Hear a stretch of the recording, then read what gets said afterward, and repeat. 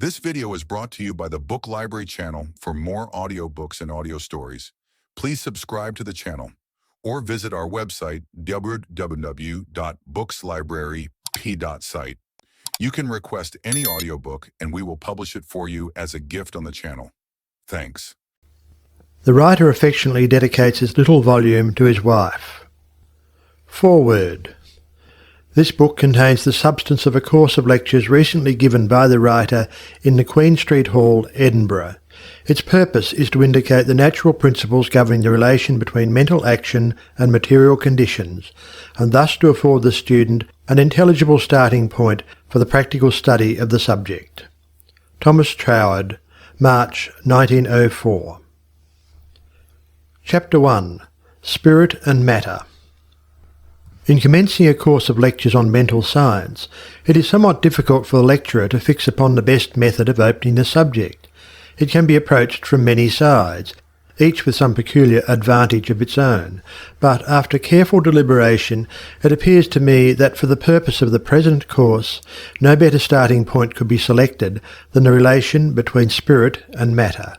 I select this starting point because the distinction, or what we believe to be such, between them is one with which we are so familiar that I can safely assume its recognition by everybody, and I may, therefore, at once state this distinction by using the adjectives which we habitually apply as expressing the natural opposition between the two, living spirit and dead matter.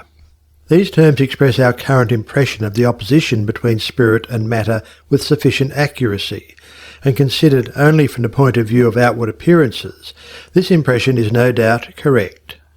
The general consensus of mankind is right in trusting the evidence of our senses, and any system which tells us that we are not to do so will never obtain a permanent footing in a sane and healthy community. There is nothing wrong in the evidence conveyed to a healthy mind by the senses of a healthy body, but the point where error creeps in is when we come to judge of the meaning of this testimony. We are accustomed to judge only by external appearances, and by certain limited significances which we attach to words, but when we begin to inquire into the real meaning of our words, and to analyse the causes which give rise to the appearances, we find our old notions gradually falling off from us, until at last we wake up to the fact that we are living in an entirely different world to that we formerly recognised. The old limited mode of thought has imperceptibly slipped away, and we discover that we have stepped out into a new order of things where all is liberty and life. This is the work of an enlightened intelligence, resulting from persistent determination to discover what truth really is, irrespective of any preconceived notions from whatever source derived, the determination to think honestly for ourselves, instead of endeavouring to get our thinking done for us. Let us then commence by inquiring what we really mean by the livingness which we attribute to spirit, and the deadness which we attribute to matter. At first, we may be disposed to say that livingness consists in the power of motion, and deadness in its absence, but a little inquiry into the most recent researches of science will soon show us that this distinction does not go deep enough. It is now one of the fully established facts of physical science that no atom of what we call dead matter is without motion. On the table before me lies a solid lump of steel, but in the light of up-to-date science I know that the atoms of that seemingly inert mass are vibrating with the most intense energy, continually dashing hither and thither, impinging upon and rebounding from one another, or circling around like miniature solar systems with a ceaseless rapidity whose complex activity is enough to bewilder the imagination. The mass, as a mass, may lie inert upon the table, but so far from being destitute of the element of motion, it is the abode of the never-tiring energy moving the particles with a swiftness to which the speed of an express train is as nothing. It is, therefore, not the mere fact of motion that is at the root of the distinction which we draw instinctively between spirit and matter. We must go deeper than that. The solution of the problem will never be found by comparing life with what we call deadness, and the reason for this will become apparent later on. But the true key is to be found by comparing one degree of livingness with another. There is, of course, one sense in which the quality of livingness does not admit of degrees, but there is another sense in which it is entirely a question of degree. We have no doubt as to the livingness of a plant, but we realize that it is something very different from the livingness of an animal. Again, what average boy would not prefer a fox terrier to a goldfish for a pet? Or again, why is it that the boy himself is an advance upon the dog? The plant, the fish, the dog, and the boy are all equally alive, but there is a difference in the quality of their livingness about which no one can have any doubt, and no one would hesitate to say that this difference is in the degree of intelligence. In whatever way we turn the subject, we shall always find that what we call the livingness of any individual life is ultimately measured by its intelligence. It is the possession of greater intelligence that places the animal higher in the scale of being than the plant, the man higher than the animal, the intellectual man higher than the savage. The increased intelligence calls into activity modes of motion of a higher order corresponding to itself.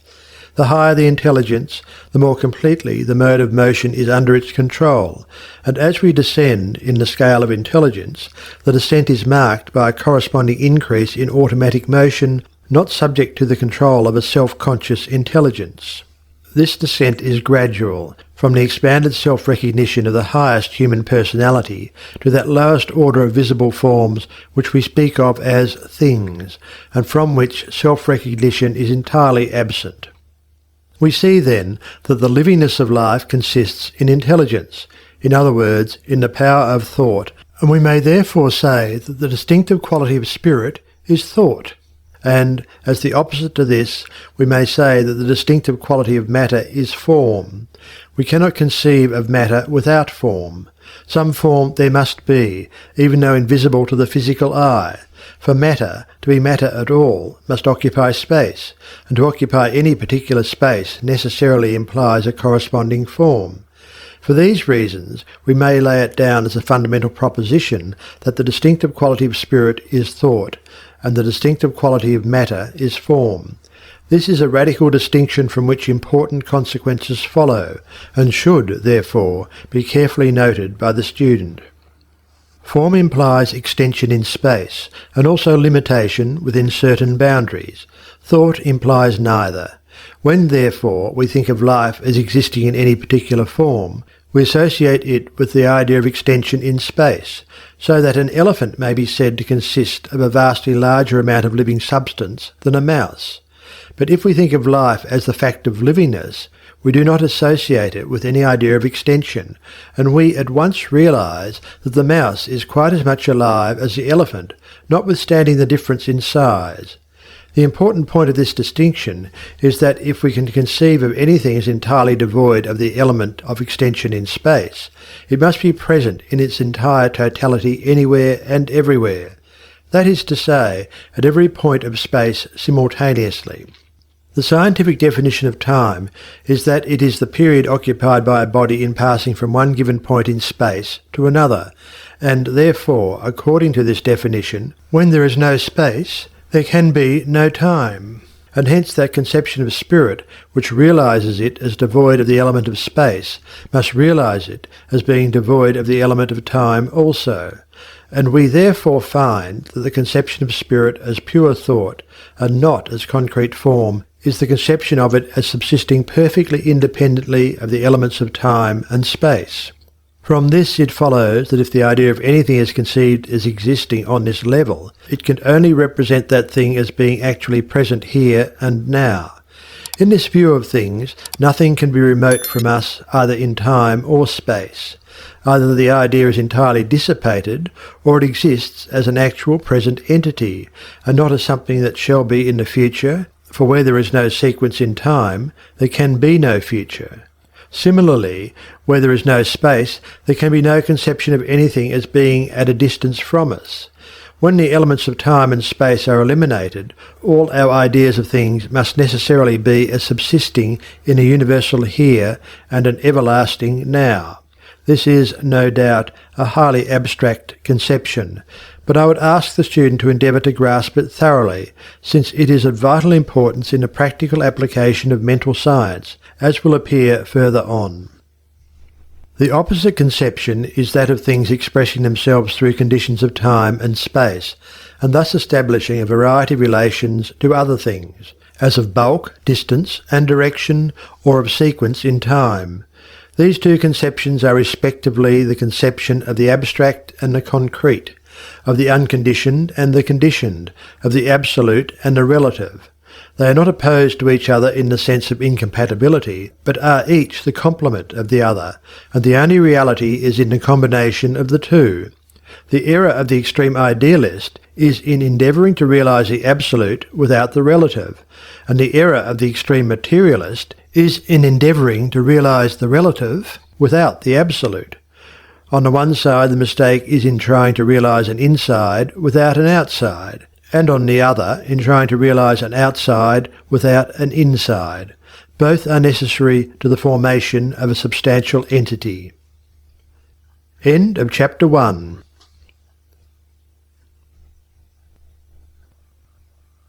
Chapter 2. The higher mode of intelligence controls the lower.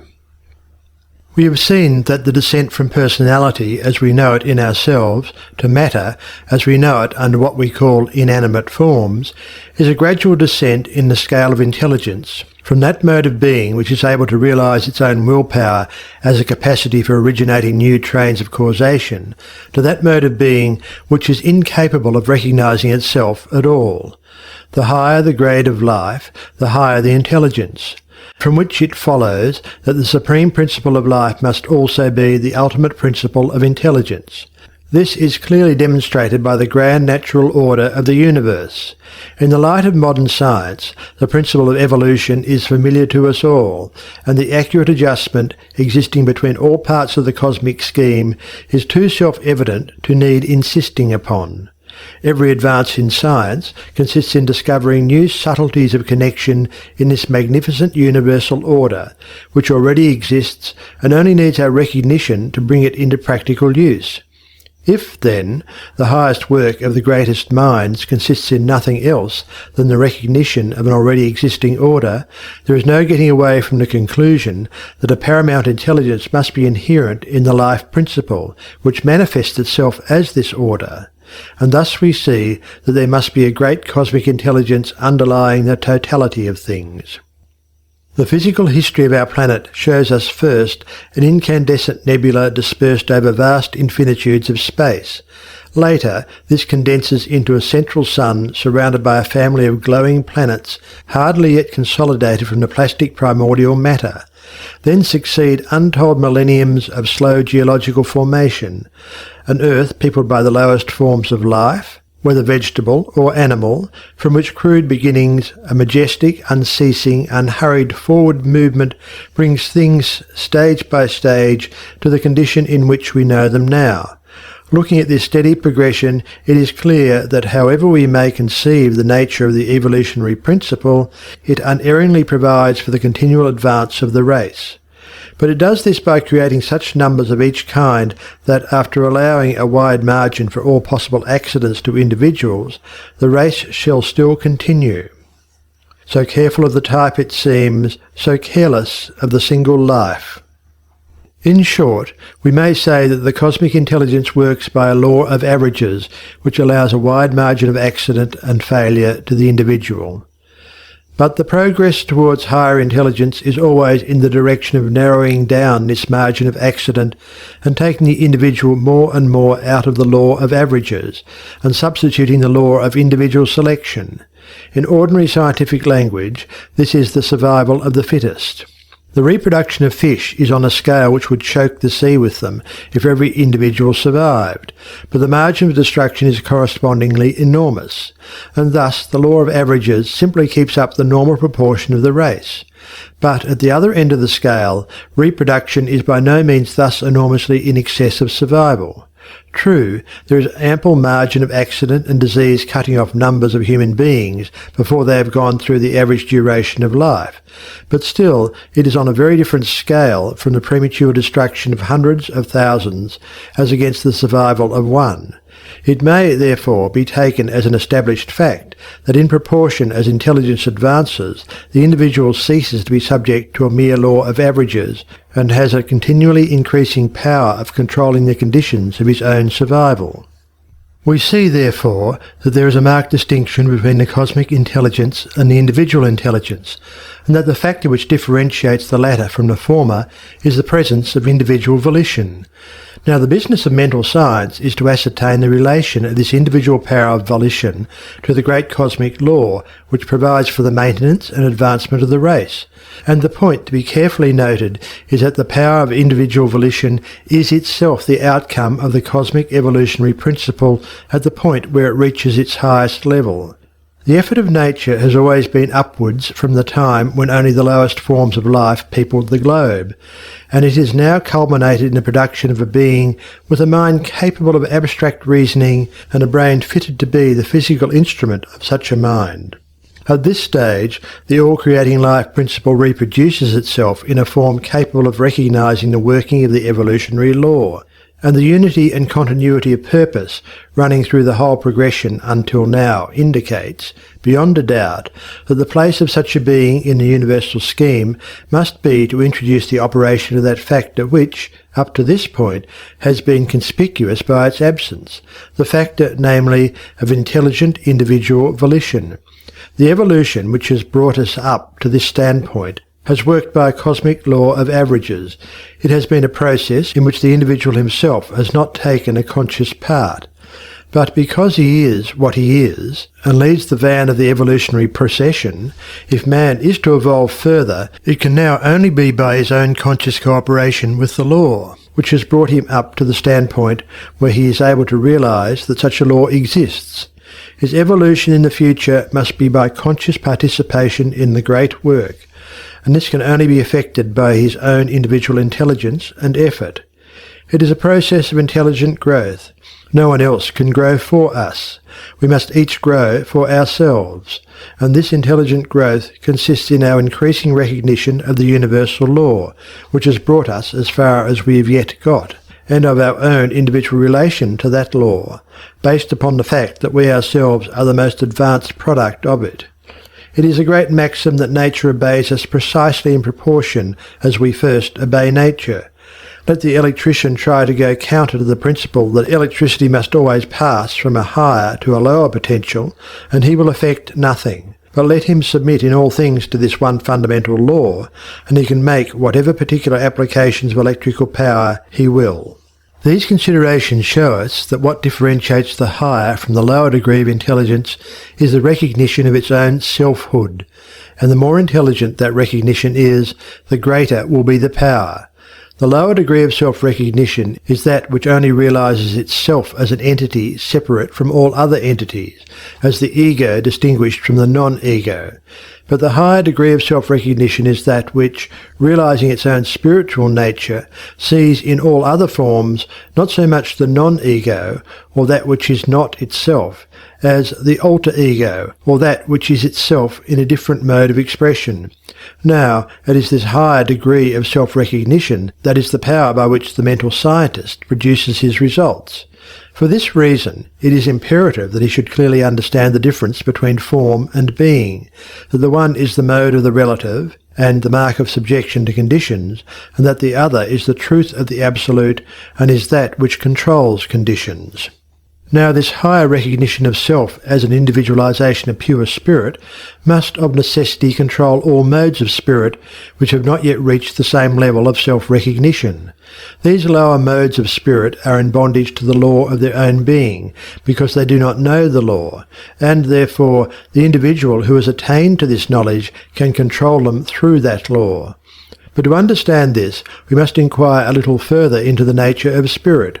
I have already shown that the grand scale of adaptation and adjustment of all parts of the cosmic scheme to one another exhibits the presence somewhere of a marvellous intelligence underlying the whole, and the question is, where is this intelligence to be found? Ultimately, we can only conceive of it as inherent in some primordial substance, which is the root of all those grosser modes of matter which are known to us, whether visible to the physical eye, or necessarily inferred by science from their perceptible effects. It is that power which in every species and in every individual becomes that which that species or individual is, and thus we can only conceive of it as a self-forming intelligence inherent in the ultimate substance of which each thing is a particular manifestation. That this primordial substance must be considered as self-forming by an inherent intelligence abiding in itself becomes evident from the fact that intelligence is the essential quality of spirit. And if we were to conceive of the primordial substance as something apart from spirit, then we should have to postulate some other power which is neither spirit nor matter, and originates both. But this is only putting the idea of a self-evolving power a step further back, and asserting the production of a lower grade of undifferentiated spirit by a higher, which is both a purely gratuitous assumption and a contradiction of any idea we can form of undifferentiated spirit at all.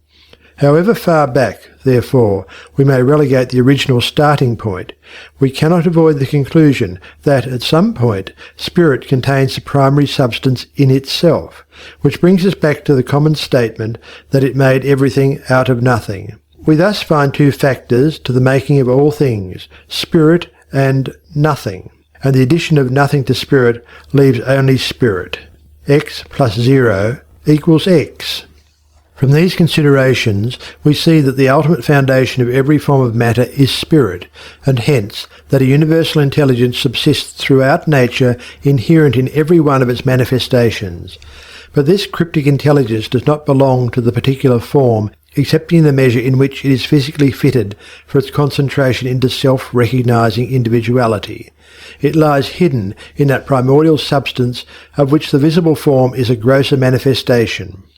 This primordial substance is a philosophical necessity, and we can only picture it to ourselves as something infinitely finer than the atoms which are themselves a philosophical inference of physical science. Still, for want of a better word, we may conveniently speak of this primary intelligence, inherent in the very substance of things, as the atomic intelligence. The term may, perhaps, be open to some objections, but it will serve our present purpose as distinguishing this mode of spirit's intelligence from that of the opposite pole or individual intelligence. This distinction should be carefully noted, because it is by the response of the atomic intelligence to the individual intelligence that thought power is able to produce results on a material plane, as in the cure of disease, by mental treatment, and the like. Intelligence manifests itself by responsiveness, and the whole action of the cosmic mind in bringing the evolutionary process from its first beginnings up to its present human stage is nothing else but a continual intelligent response to the demand which each stage in the progress has made for an adjustment between itself and its environment. Since, then, we have recognized the presence of a universal intelligence permeating all things, we must also recognize a corresponding responsiveness hidden deep down in their nature, and ready to be called into action when appealed to. All mental treatment depends on this responsiveness of spirit in its lower degrees to higher degrees of itself. It is here that the difference between the mental scientist and the uninstructed person comes in.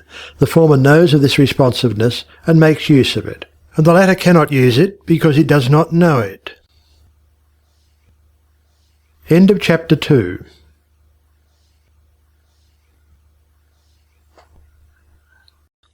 Chapter 3. The Unity of the Spirit.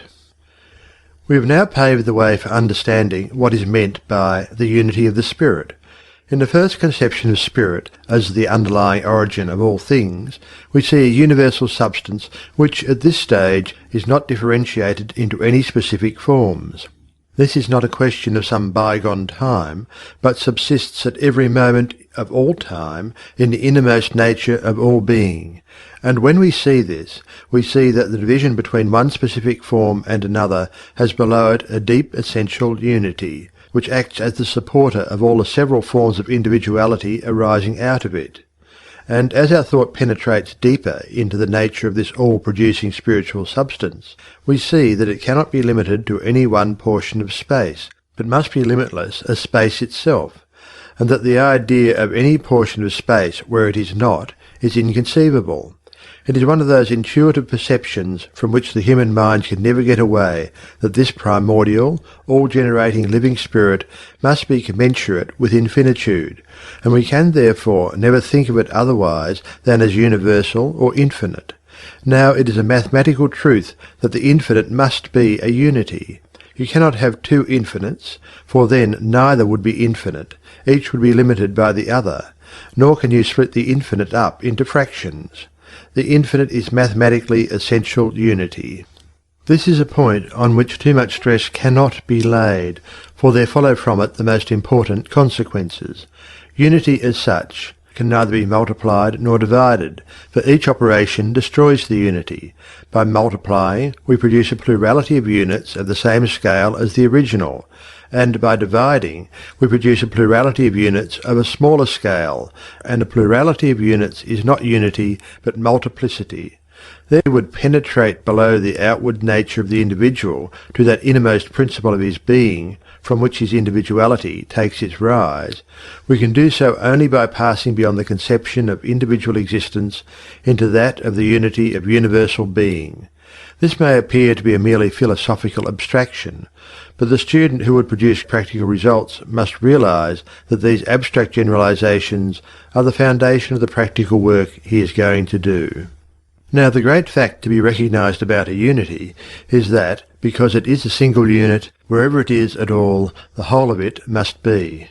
The moment we allow our mind to wander off to the idea of extension in space and say that one part of the unit is here and another there, we have descended from the idea of unity into that of parts or fractions of a single unit, which is to pass into the idea of a multiplicity of smaller units, and in that case we are dealing with a relative, or the relation subsisting between two or more entities which are therefore limited by each other, and so have passed out of the region of simple unity which is the absolute. It is, therefore, a mathematical necessity that because the originating life principle is infinite, it is a single unit, and consequently, where it is at all, the whole of it must be present. But because it is infinite, or limitless, it is everywhere, and therefore it follows that the whole of spirit must be present at every point in space at the same moment. Spirit is thus omnipresent in its entirety, and it is accordingly logically correct that at every moment of time all spirit is concentrated at any point in space that we may choose to fix our thought upon. This is the fundamental fact of all being, and it is for this reason that I prepared the way for it by laying down the relation between spirit and matter as that between idea and form. On the one hand, the absolute, from which the elements of time and space are entirely absent, and on the other the relative, which is entirely dependent on those elements. This great fact is that pure spirit continually subsists in the absolute, whether in a corporeal body or not, and from it all the phenomena of being flow, whether on the mental plane or the physical. The knowledge of this fact regarding spirit is the basis of all conscious spiritual operation, and therefore, in proportion to our increasing recognition of it, our power of producing outward visible results by the action of our thought will grow. The whole is greater than its part, and therefore, if by our recognition of this unity we can concentrate all spirit into any given point at any moment, we thereby include any individualization of it that we may wish to deal with. The practical importance of this conclusion is too obvious to need enlarging upon. Pure spirit is the life principle considered apart from the matrix in which it takes relation to time and space in a particular form. In this aspect it is pure intelligence undifferentiated into individuality. As pure intelligence it is infinite responsiveness and susceptibility. As devoid of relation to time and space, it is devoid of individual personality. It is, therefore, in this aspect, a purely impersonal element upon which, by reason of its inherent intelligence and susceptibility, we can impress any recognition of personality that we will. These are the great facts that the mental scientist works with, and the student will do well to ponder deeply on their significance and on the responsibilities which their realization must necessarily carry with it. End of Chapter 3.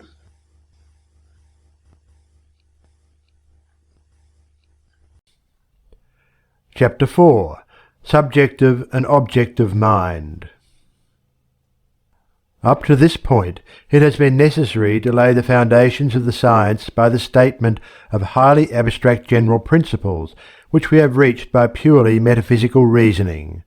We now pass on to the consideration of certain natural laws, which have been established by a long series of experiments and observations, the full meaning and importance of which will become clear when we see their application to the general principles which have hitherto occupied our attention.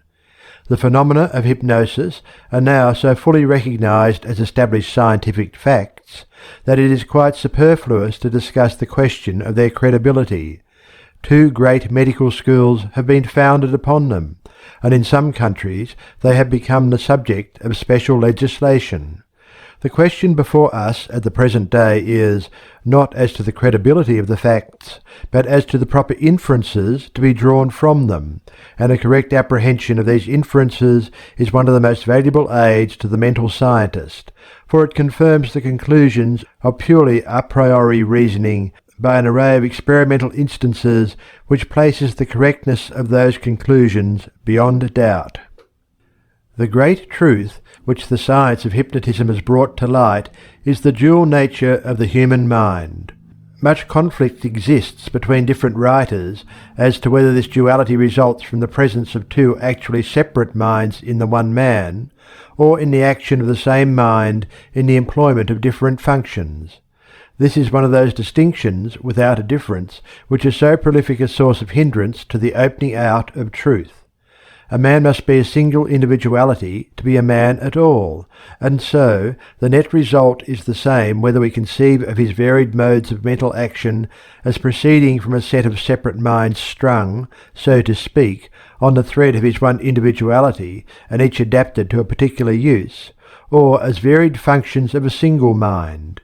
In either case we are dealing with a single individuality, and how we may picture the wheel work of the mental mechanism is merely a question of what picture will bring the nature of its action home to us most clearly.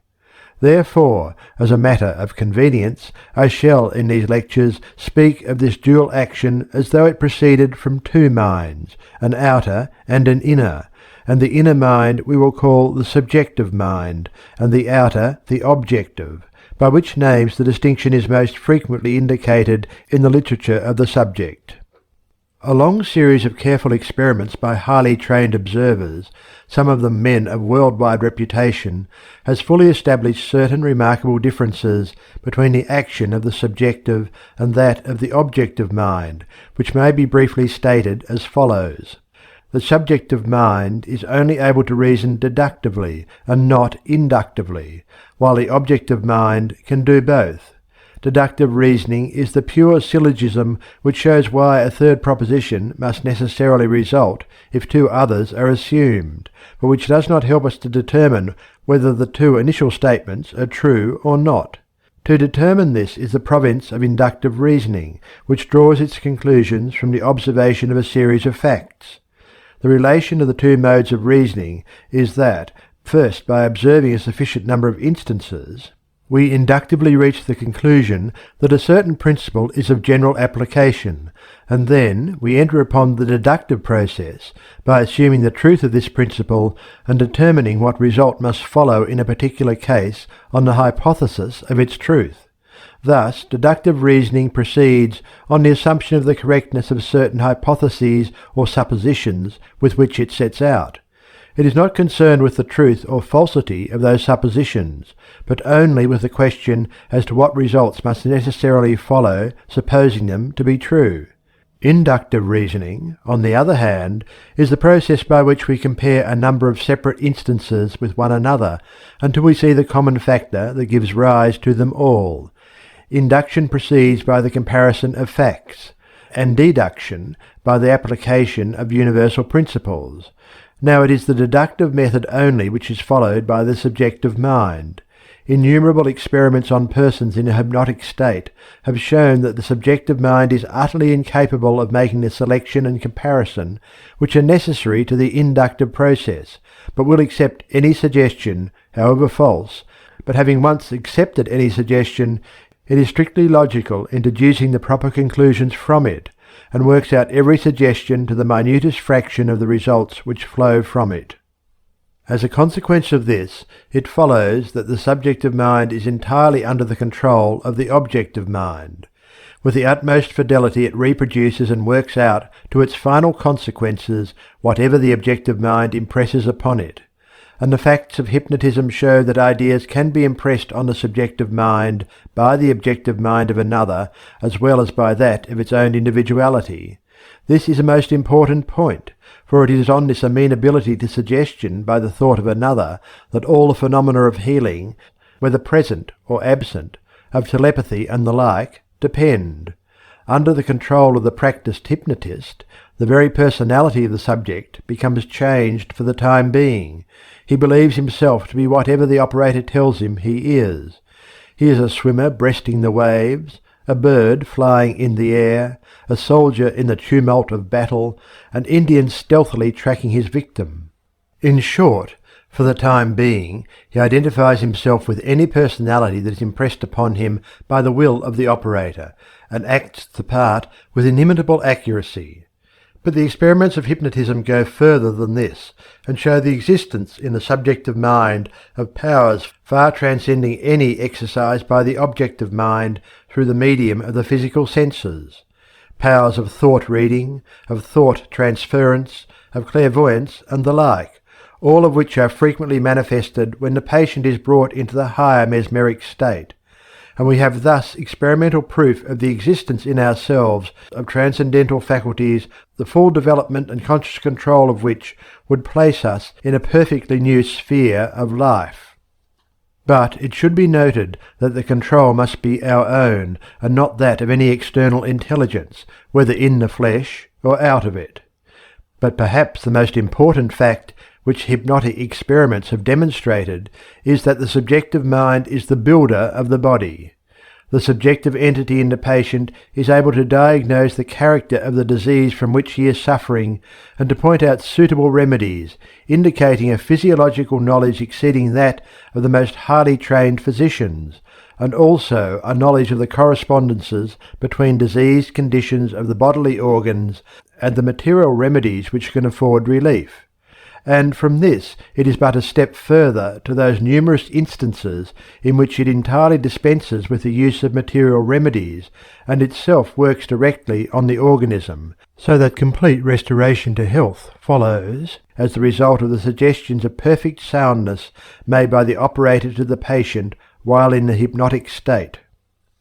Now, these are facts fully established by hundreds of experiments conducted by a variety of investigators in different parts of the world, and from them we may draw two inferences of the highest importance. One, that the subjective mind is in itself absolutely impersonal, and the other, that it is the builder of the body, or, in other words, it is the creative power in the individual. That it is impersonal in itself is shown by its readiness to assume any personality the hypnotist chooses to impress upon it, and the unavoidable inference is that its realization of personality proceeds from its association with a particular objective mind of its own individuality. Whatever personality the objective mind impresses upon it, that personality it assumes and acts up to. And since it is the builder of the body, it will build a body in correspondence with the personality thus impressed upon it. These two laws of the subjective mind form the foundation of the axiom that our body represents the aggregate of our beliefs. If our fixed belief is that the body is subject to all sorts of influences beyond our control, and that this, that, or the other symptom shows that such an uncontrollable influence is at work upon us, then this belief is impressed upon the subjective mind, which, by the law of its nature, accepts it without question, and proceeds to fashion bodily conditions in accordance with this belief. Again, if our fixed belief is that certain material remedies are the only means of cure, then we find in this belief the foundation of all medicine. There is nothing unsound in the theory of medicine. It is the strictly logical correspondence with the measure of knowledge which those who rely on it are as yet able to assimilate, and it acts accurately in accordance with their belief that in a large number of cases medicine will do good, but also in many instances it fails. Therefore, for those who have not yet reached a more interior perception of the law of nature, The healing agency of medicine is the most valuable aid to the alleviation of physical maladies. The error to be combated is not the belief that, in its own way, medicine is capable of doing good, but the belief that there is no higher or better way. Then, on the same principle, if we realize that the subjective mind is the builder of the body, and that the body is subject to no influences except those which reach it through the subjective mind, then what we have to do is to impress this upon the subjective mind and habitually think of it as a fountain of perpetual life, which is continually renovating the body by building in strong and healthy material in the most complete independence of any influences of any sort save those of our own desire impressed upon our own subjective mind by our own thought. When once we fully grasp these considerations, we shall see that it is just as easy to externalize healthy conditions of body as the contrary.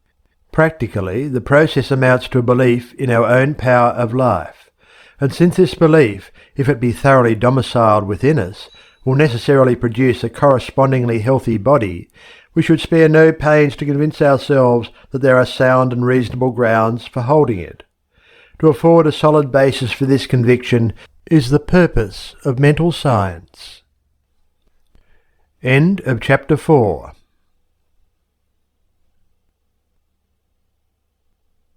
(5) Further considerations regarding subjective and objective mind. All intelligent consideration of the phenomena of hypnotism will show us that what we call a hypnotic state is the normal state of the subjective mind. It always conceives of itself in accordance with some suggestion conveyed to it, either consciously or unconsciously, to the mode of objective mind which governs it, and it gives rise to corresponding external results. The abnormal nature of the conditions induced by experimental hypnotism is in the removal of the normal control held by the individual's own objective mind over his subjective mind, and the substitution of some other control for it. And thus we may say that the normal characteristic of the subjective mind is its perpetual action in accordance with some sort of suggestion. It becomes therefore a question of the highest importance to determine in every case what the nature of the suggestion shall be, and from what source it shall proceed. But before considering the sources of suggestion, we must realize more fully the place taken by subjective mind in the order of nature. If the student has followed what has been said regarding the presence of intelligent spirit pervading all space and permeating all matter, he will now have little difficulty in recognizing this all-pervading spirit as universal subjective mind. That it cannot, as universal mind, have the qualities of objective mind is very obvious. The universal mind is the creative power throughout nature, and as the originating power, it must first give rise to the various forms in which objective mind recognizes its own individuality, before these individual minds can react upon it. And hence, as spirit, or first cause, it cannot possibly be anything else than subjective mind, and the fact which has been abundantly proved by experiment that the subjective mind is the builder of the body shows us that the power of creating by growth from within is the essential characteristic of the subjective mind. Hence, both from experiment and from a priori reasoning, we may say that wherever we find creative power at work, there we are in the presence of subjective mind, whether it be working on the grand scale of the cosmos or on the miniature scale of the individual. We may therefore lay it down as a principle that the universal, all-permeating intelligence, which has been considered in the second and third sections, is purely subjective mind, and therefore follows the law of subjective mind, namely, that it is amenable to any suggestion and will carry out any suggestion that is impressed upon it to its most rigorously logical consequences. The incalculable importance of this truth may not perhaps strike the student at first sight, but a little consideration will show him the enormous possibilities that are stored up in it. And in the concluding section I shall briefly touch upon the very serious conclusions resulting from it. For the present, it will be sufficient to realize that the subjective mind in ourselves is the same subjective mind which is at work throughout the universe, giving rise to the infinitude of natural forms with which we are surrounded, and in like manner giving rise to ourselves also.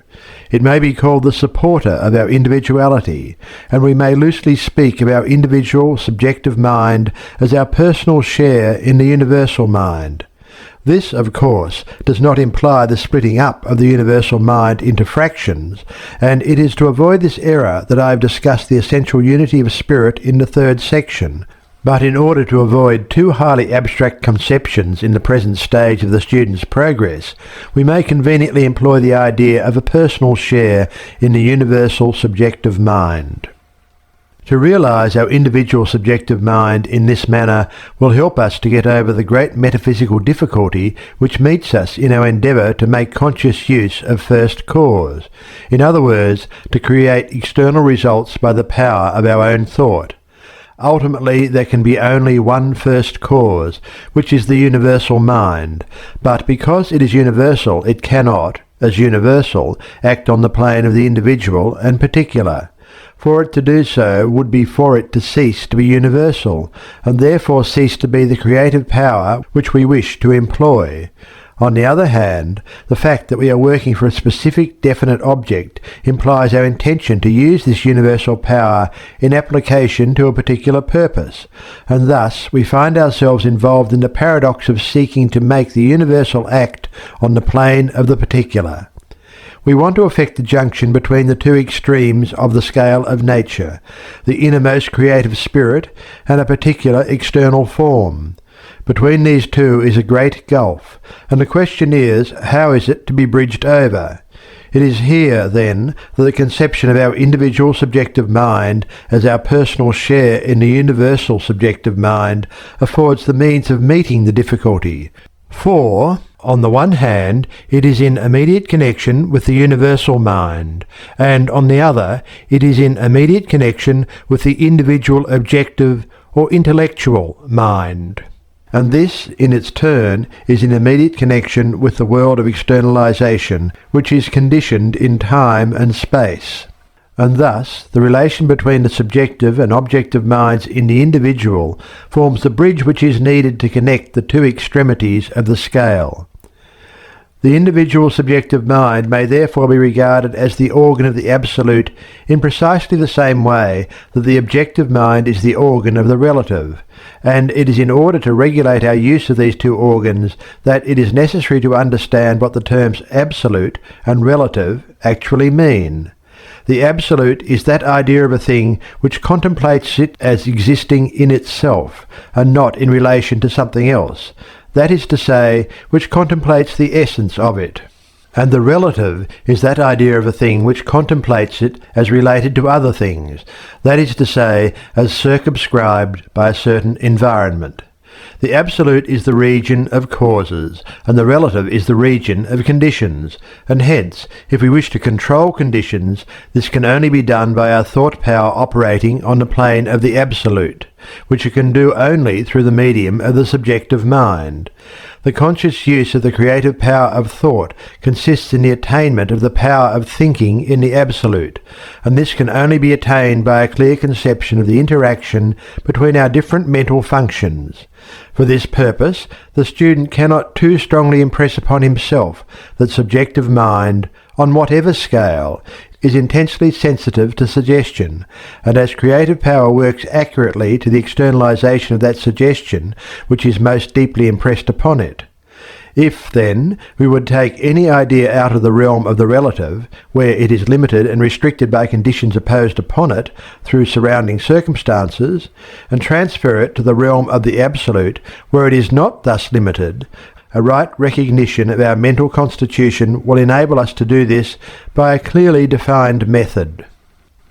The object of our desire is necessarily first conceived by us as bearing some relation to existing circumstances, which may, or may not, appear favourable to it. And what we want to do is to eliminate the element of contingency and attain something which is certain in itself. To do this is to work upon the plane of the Absolute, and for this purpose we must endeavour to impress upon our subjective mind the idea of that which we desire, quite apart from any conditions.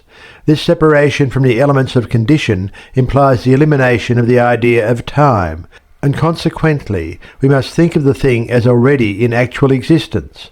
Unless we do this, we are not consciously operating upon the plane of the Absolute, and are therefore not employing the creative power of our thought. The simplest practical method of gaining the habit of thinking in this manner is to conceive the existence in the spiritual world of a spiritual prototype of every existing thing, which becomes the root of the corresponding external existence.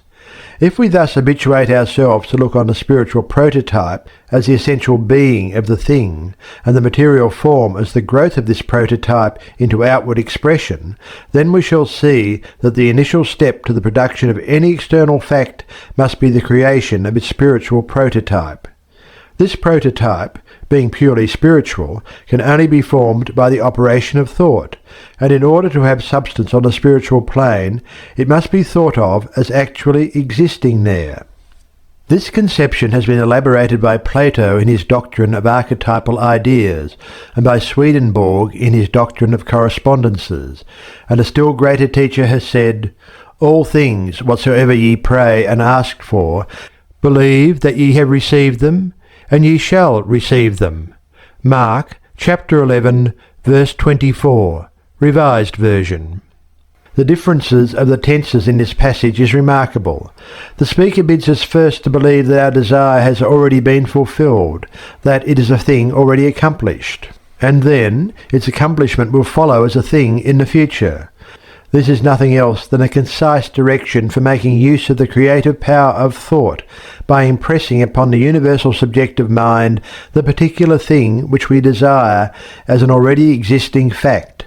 In following this direction we are thinking on the plane of the Absolute, and eliminating from our minds all consideration of conditions, which imply limitation and the possibility of adverse contingencies, and we are thus planting a seed which, if left undisturbed, will infallibly germinate into external fruition. By thus making intelligent use of our subjective mind, we, so to speak, create a nucleus, which is no sooner created than it begins to exercise an attractive force, drawing to itself material of a like character with its own, and if this process is allowed to go on undisturbed, it will continue until an external form corresponding to the nature of the nucleus comes out into manifestation on the plane of the objective and relative. This is the universal method of nature on every plane. Some of the most advanced thinkers in modern physical science, in the endeavour to probe the great mystery of the first origin of the world, have postulated the formation of what they call vortex rings, formed from an infinitely fine primordial substance. They tell us that if such a ring be once formed on the minutest scale and set rotating, then, since it would be moving in pure ether and subject to no friction, it must, according to all known laws of physics, be indestructible and its motion perpetual. Let two such rings approach each other, and by the law of attraction they would coalesce into a whole, and so on, until manifested matter, as we apprehend it with our external senses, is at last formed. Of course, no one has ever seen these rings with the physical eye. They are one of those abstractions which result if we follow out the observed law of physics and the unavoidable sequences of mathematics to their necessary consequences. We cannot account for the things we can see unless we assume the existence of other things, which we cannot. And the vortex theory is one of those assumptions. This theory has not been put forward by mental scientists, but by purely physical scientists as the ultimate conclusion to which their researchers have led them, and this conclusion is that all the innumerable forms of nature have their origin in the infinitely minute nucleus of the vortex ring, by whatever means the vortex ring may have received its initial impulse, a question with which physical science, as such, is not concerned. As the vortex theory accounts for the formation of the inorganic world, So does biology account for the formation of the living organism. That also has its origin in a primary nucleus, which, as soon as it is established, operates as a centre of attraction for the formation of all those physical organs of which the perfect individual is composed.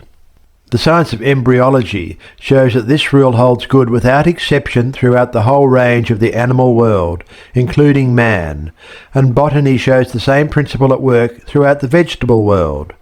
All branches of physical science demonstrate the fact that every completed manifestation, of whatever kind and on whatever scale, is started by the establishment of a nucleus, infinitely small but endowed with an unquenchable energy of attraction, causing it to steadily increase in power and definiteness of purpose, until the process of growth is completed and the matured form stands out as an accomplished fact.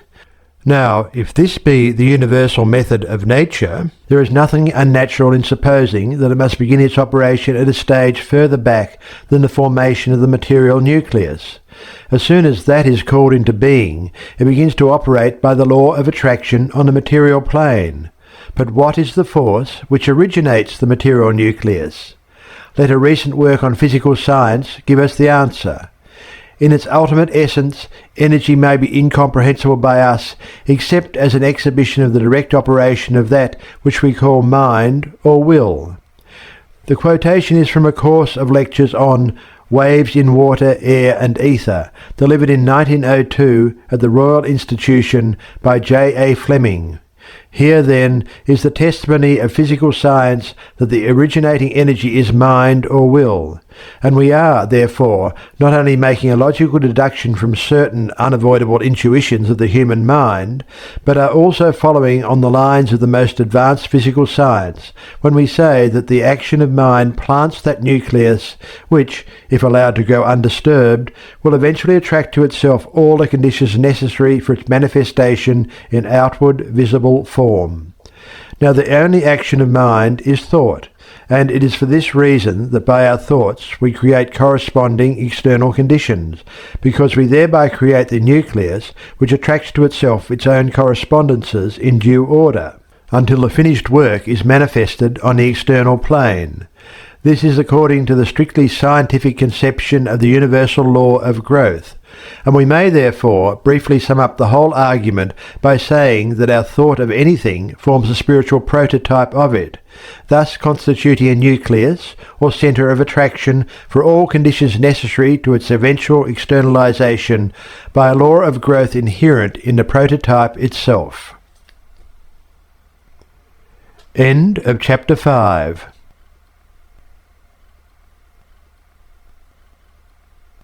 The law of growth. A correct understanding of the law of growth is of the highest importance to the student of mental science. The great fact to be realized regarding nature is that it is natural. We may pervert the order of nature, but it will prevail in the long run, returning, as Horace says, by the back door, even though we drive it out with a pitchfork. And the beginning, the middle, and the end of the law of nature is the principle of growth from a vitality inherent in the entity itself. If we realize this from the outset, we shall not undo our own work by endeavouring to force things to become that which by their own nature they are not. For this reason, when the Bible says, "He who believeth shall not make haste," it is enunciating a great natural principle, that success depends on our using and not opposing the universal law of growth. No doubt the greater the vitality we put into the germ, which we have agreed to call the spiritual prototype, the quicker it will germinate. But this is simply because, by a more realizing conception, we put more growing power into the seed than we do by a feebler conception. Our mistakes always eventually resolve themselves into distrusting the law of growth. Either we fancy we can hasten it by some exertion of our own from without, and are thus led into hurry and anxiety, not to say sometimes into the employment of grievously wrong methods, or else we give up all hope and so deny the germinating power of the seed we have planted. The result in either case is the same, for in either case we are in effect forming a fresh spiritual prototype of an opposite character to our desire, which therefore neutralizes the one first formed, and disintegrates it and usurps its place. The law is always the same, that our thought forms a spiritual prototype, which, if left undisturbed, will reproduce itself in external circumstances. The only difference is in the sort of prototype we form, and thus evil is brought to us by precisely the same law as good. These considerations will greatly simplify our ideas of life. We have no longer to consider two forces, but only one, as being the cause of all things, the difference between good and evil resulting simply from the direction in which this force is made to flow. It is a universal law that if we reverse the action of a cause, we at the same time reverse the effect. With the same apparatus we can commence by mechanical motion that will generate electricity, or we can commence with electricity which will generate mechanical motion. Or, to take a simple arithmetical instance, if 10 divided by 2 equals 5, then 10 divided by 5 equals 2. And therefore, if we once recognize the power of thought to produce any results at all, we shall see that the law by which negative thought produces negative results is the same by which positive thought produces positive results. Therefore, all our distrust of the law of growth, whether shown in the anxious endeavour to bring pressure to bear from without, or in allowing despair to take the place of cheerful expectation, is reversing the action of the original cause, and consequently reversing the nature of the results. It is for this reason that the Bible, which is the most deeply occult of all books, continually lays so much stress upon the efficiency of faith and the destructive influence of unbelief. And in like manner, all books on every branch of spiritual science emphatically warn us against the admission of doubt or fear. They are the inversion of the principle which builds up, and they are therefore the principle which pulls down. But the law itself never changes, and it is on the unchangeableness of the law that all mental science is founded. We are accustomed to realize the unchangeableness of natural law in our everyday life, and it should therefore not be difficult to realize that the same unchangeableness of law, which obtains on the visible side of nature, obtains on the invisible side as well. The variable factor is, not the laws, but our own volition, and it is by combining this variable factor with the invariable one that we can produce the various results we desire. The principle of growth is that of inherent vitality in the seed itself, and the operations of the gardener have their exact analogue in mental science.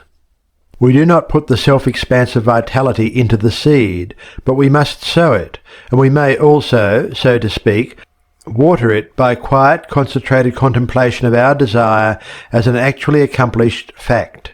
But we must carefully remove from such contemplation any idea of a strenuous effort on our part to make the seed grow. Its efficacy is in helping to keep out those negative thoughts of doubt, which would plant tares among our wheat, and therefore, instead of anything of effort, such contemplation should be accompanied by a feeling of pleasure and restfulness in foreseeing the certain accomplishment of our desires. This is that making our requests known to God with thanksgiving, which St. Paul recommends, and it has its reason in that perfect wholeness of the law of being, which only needs our recognition of it to be used by us to any extent we wish. Some people possess the power of visualization, or making mental pictures of things in a greater degree than others, and by such this faculty may advantageously be employed to facilitate their realization of the working of the law. But those who do not possess this faculty in any marked degree need not be discouraged by their want of it, for visualization is not the only way of realizing that the law is at work on the invisible plane. Those whose mental bias is towards physical science should realize this law of growth as the creative force throughout all nature, and those who have a mathematical turn of mind may reflect that all solids are generated from the movement of a point, which, as our old friend Euclid tells us, is that which has no parts nor magnitude, and is therefore as complete an abstraction as any spiritual nucleus could be. To use the apostolic words, We are dealing with the substance of things not seen, and we have to attain that habit of mind by which we shall see its reality and feel that we are mentally manipulating the only substance there ultimately is, and of which all visible things are only different modes. We must therefore regard our mental creations as spiritual realities, and then implicitly trust the laws of growth to do the rest. End of chapter 6.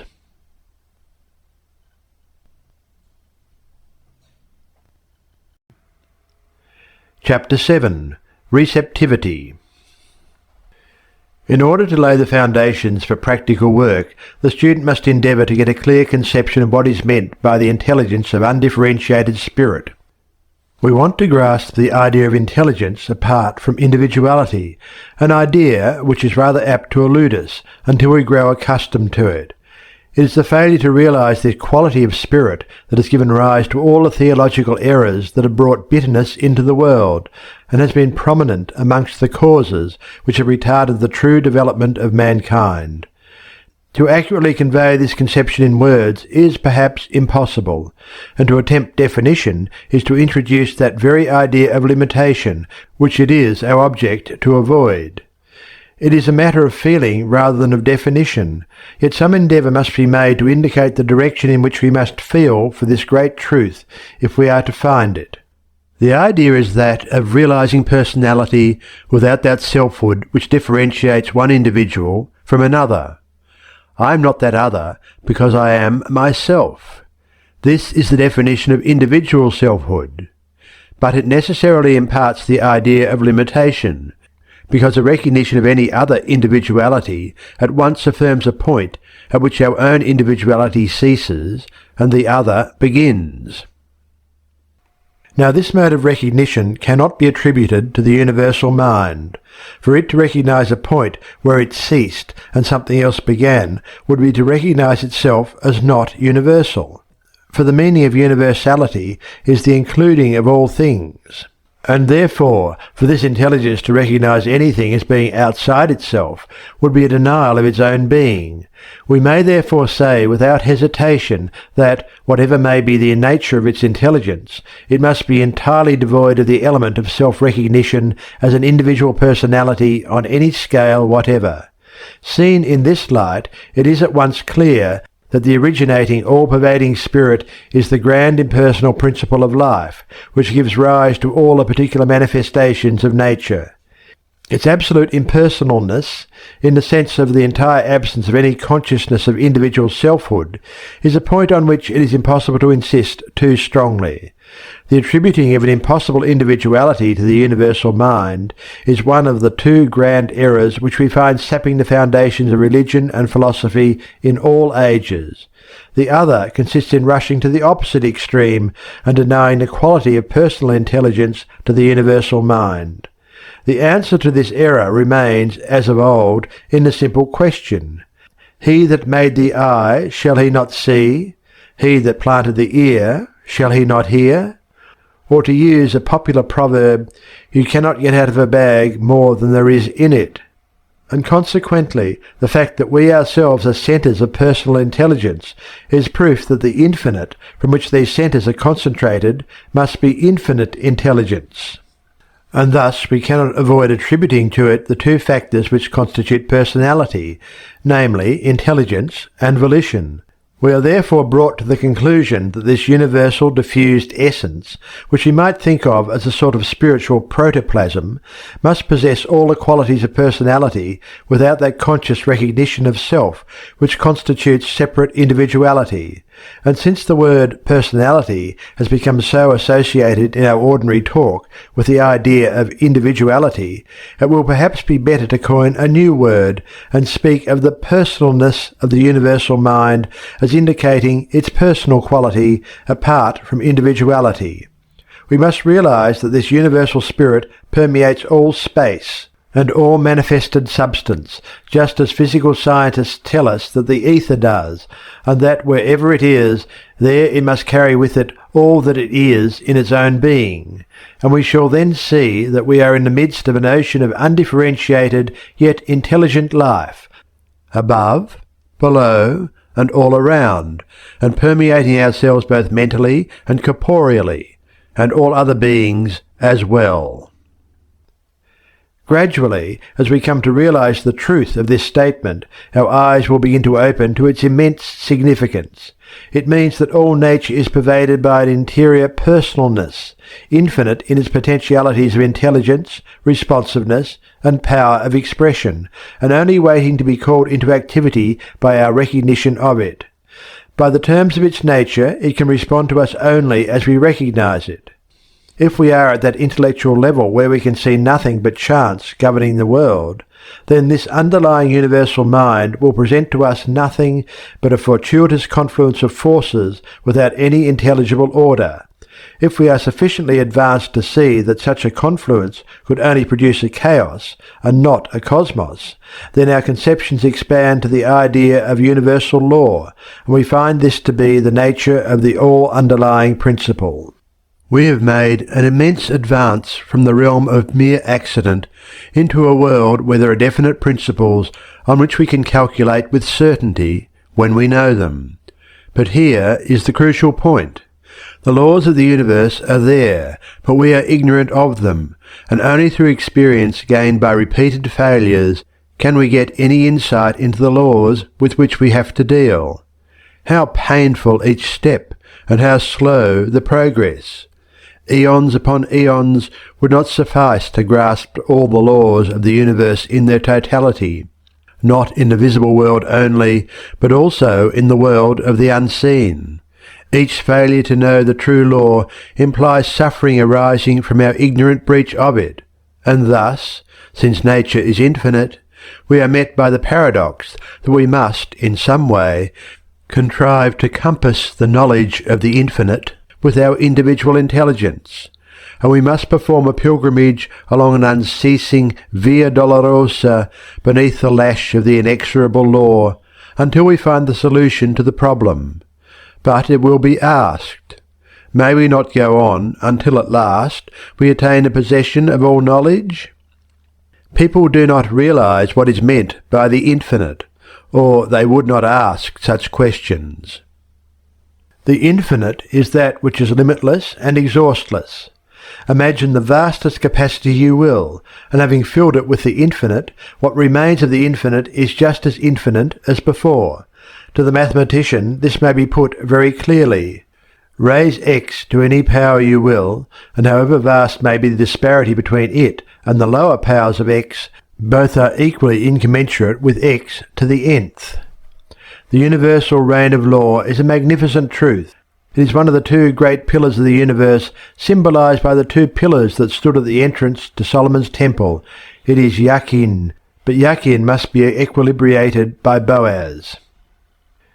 It is an enduring truth which can never be altered that every infraction of the law of nature must carry its punitive consequences with it. We can never get beyond the range of cause and effect. There is no escaping from the law of punishment except by knowledge.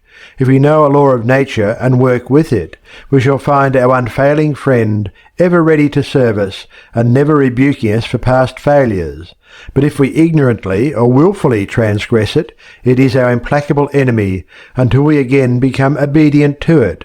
And therefore the only redemption from perpetual pain and servitude is by a self-expansion which can grasp infinitude itself. How is this to be accomplished? By our progress to that kind and degree of intelligence by which we realize the inherent personalness of the divine all-pervading life, which is at once the law and the substance of all that is. Well said the Jewish rabbis of old, the law is a person. When we once realize that the universal life and the universal law are one with the universal personalness, then we have established the pillar Boaz as the needed complement to Yakin. And when we find the common point in which these two unite, we have raised the royal arch through which we may triumphantly enter the temple. We must dissociate the universal personalness from every concept of individuality. The universal can never be the individual. That would be a contradiction in terms. But because the universal personalness is the root of all individual personalities, it finds its highest expression in response to those who realize its personal nature. and it is this recognition that solves the seemingly insoluble paradox. The only way to attain that knowledge of the infinite law, which will change the Via Dolorosa into the path of joy, is to embody in ourselves a principle of knowledge commensurate with the infinitude of that which is to be known. And this is accomplished by realizing that, infinite as the law itself, is a universal intelligence in the midst of which we float as in a living ocean. Intelligence without individual personality, but which, in producing us, concentrates itself into the personal individualities which we are. What should be the relation of such an intelligence towards us? Not one of favouritism, not any more than the law can it respect one person above another, for itself is the root and support for each alike, not one of refusal to our advances, for without individuality it can have no personal object of its own to conflict with ours. And since it is itself the origin of all individual intelligence, it cannot be shut off by inability to understand. By the very terms of its being, therefore, this infinite, underlying, all-producing mind must be ready immediately to respond to all who realize their true relation to it. As the very principle of life itself, it must be infinitely susceptible to feeling, and consequently it will reproduce with absolute accuracy whatever conception of itself we impress upon it. And hence, if we realize the human mind as that stage in the evolution of the cosmic order at which an individuality has arisen capable of expressing not merely the livingness but also the personalness of the universal underlying spirit, then we see that its most perfect mode of self-expression must be by identifying itself with these individual personalities. The identification is, of course, limited by the measure of the individual intelligence, meaning not merely the intellectual perception of the sequence of cause and effect, but also that indescribable reciprocity of feeling by which we instinctively recognize something in another, making them akin to ourselves. And so it is that when we intelligently realize that the innermost principle of being must, by reason of its universality, have a common nature with our own, then we have solved the paradox of universal knowledge, for we have realized our identity of being with the universal mind, which is commensurate with the universal law. Thus we arrive at the truth of St. John's statement, "Ye know all things." Only this knowledge is primarily on the spiritual plane. It is not brought out into intellectual statement, whether needed or not, for it is not in itself the specific knowledge of particular facts, but it is the undifferentiated principle of knowledge which we may differentiate in any direction that we choose. This is a philosophical necessity of the case, for though the action of the individual mind consists in differentiating the universal into particular applications, to differentiate the whole universal would be a contradiction in terms, and so, because we cannot exhaust the infinite, our possession of it must consist in our power to differentiate it as the occasion may require, the only limit being that which we ourselves assign to the manifestation. In this way, then, the recognition of the community of personality between ourselves and the universal undifferentiated spirit, which is the root and substance of all things, solves the question of our release from the iron grasp of an inflexible law, not by abrogating the law, which would mean the annihilation of all things, but by producing in us an intelligence equal in affinity with the universal law itself, and thus enabling us to apprehend and meet the requirements of the law in each particular as it arises. In this way the cosmic intelligence becomes individualized, and the individual intelligence becomes universalized. The two become one, and in proportion as this unity is realized and acted on, it will be found that the law, which gives rise to all outward conditions, whether of body or of circumstances, becomes more and more clearly understood, and can therefore be more freely made use of, so that by steady, intelligent endeavour to unfold upon these lines, we may reach degrees of power to which it is impossible to assign any limits. The student who would understand the rationale of the unfoldment of his own possibilities must make no mistake here. He must realize that the whole process is that of bringing the universal within the grasp of the individual by raising the individual to the level of the universal, and not vice versa. It is a mathematical truism that you cannot contract the infinite, and that you can expand the individual, and it is precisely on these lines that evolution works.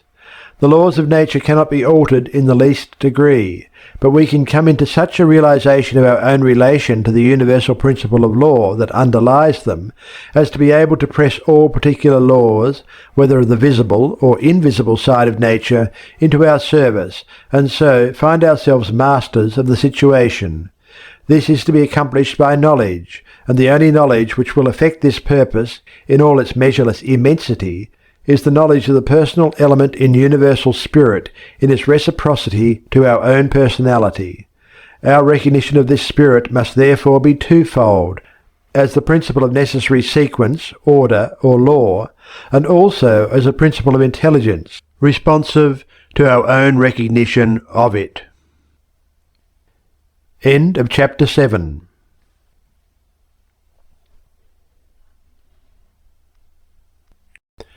Chapter 8.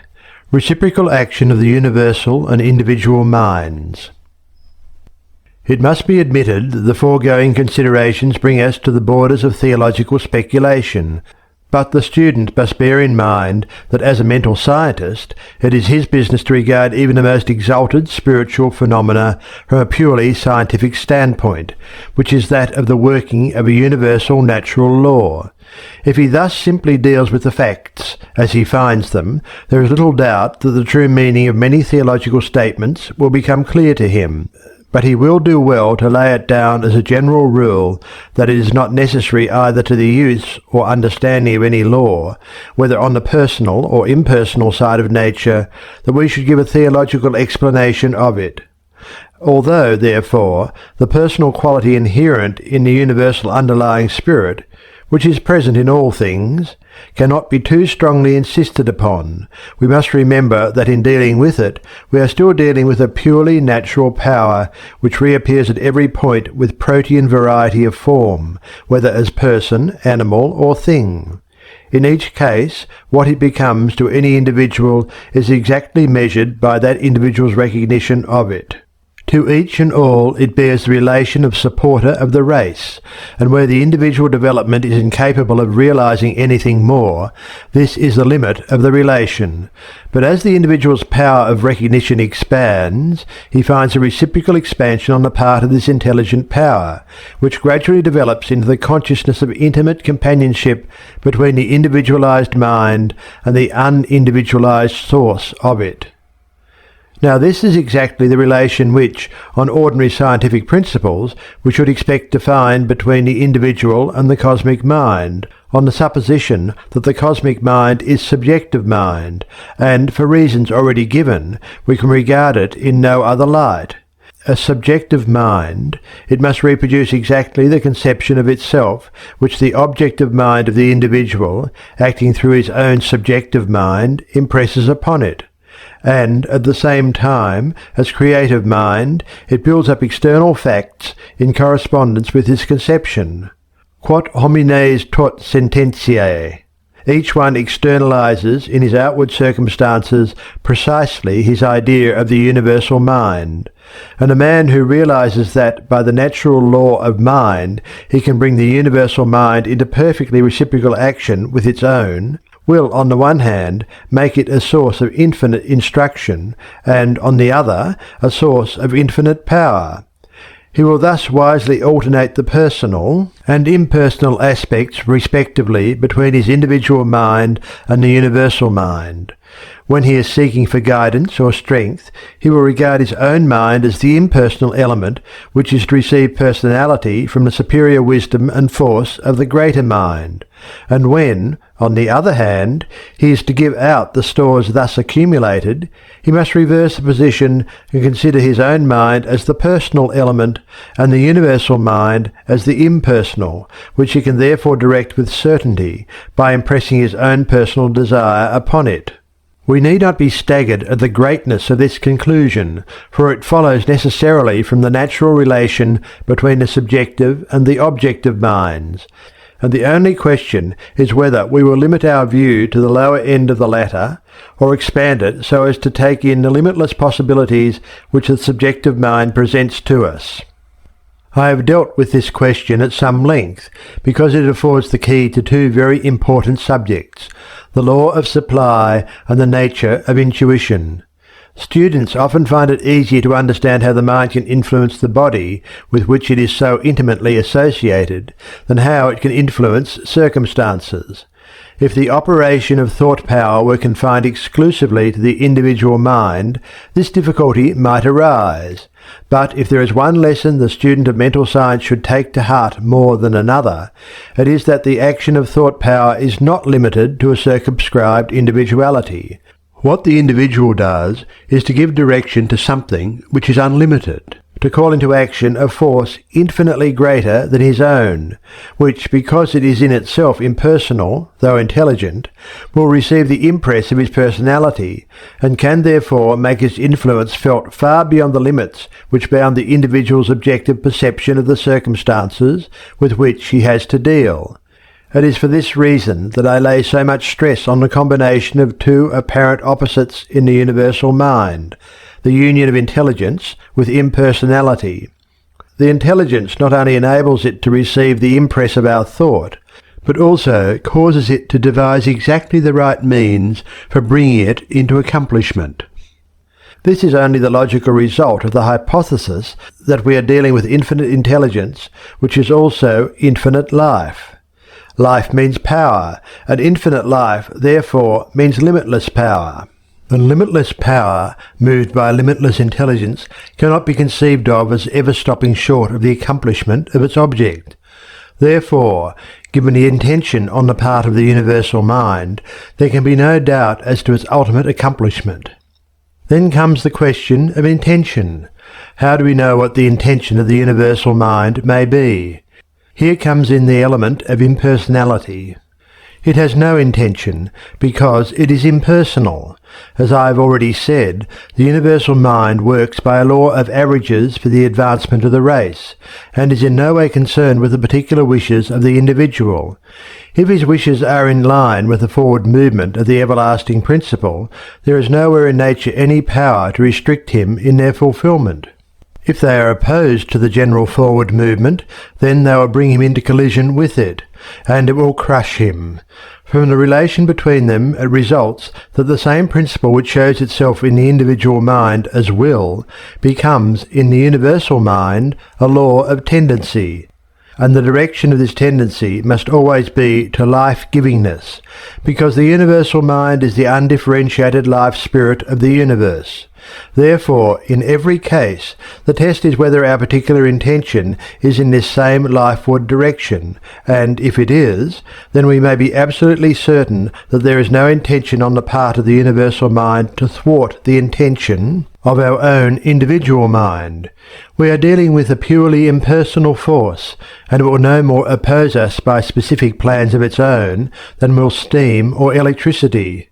Combining, then, these two aspects of the universal mind, its utter impersonality and its perfect intelligence, we find precisely the sort of natural force we are in want of, something which will undertake whatever we put into its hands without asking questions or bargaining for terms, and which, having undertaken our business, will bring to bear on it an intelligence to which the united knowledge of the whole human race is as nothing, and a power equal to this intelligence.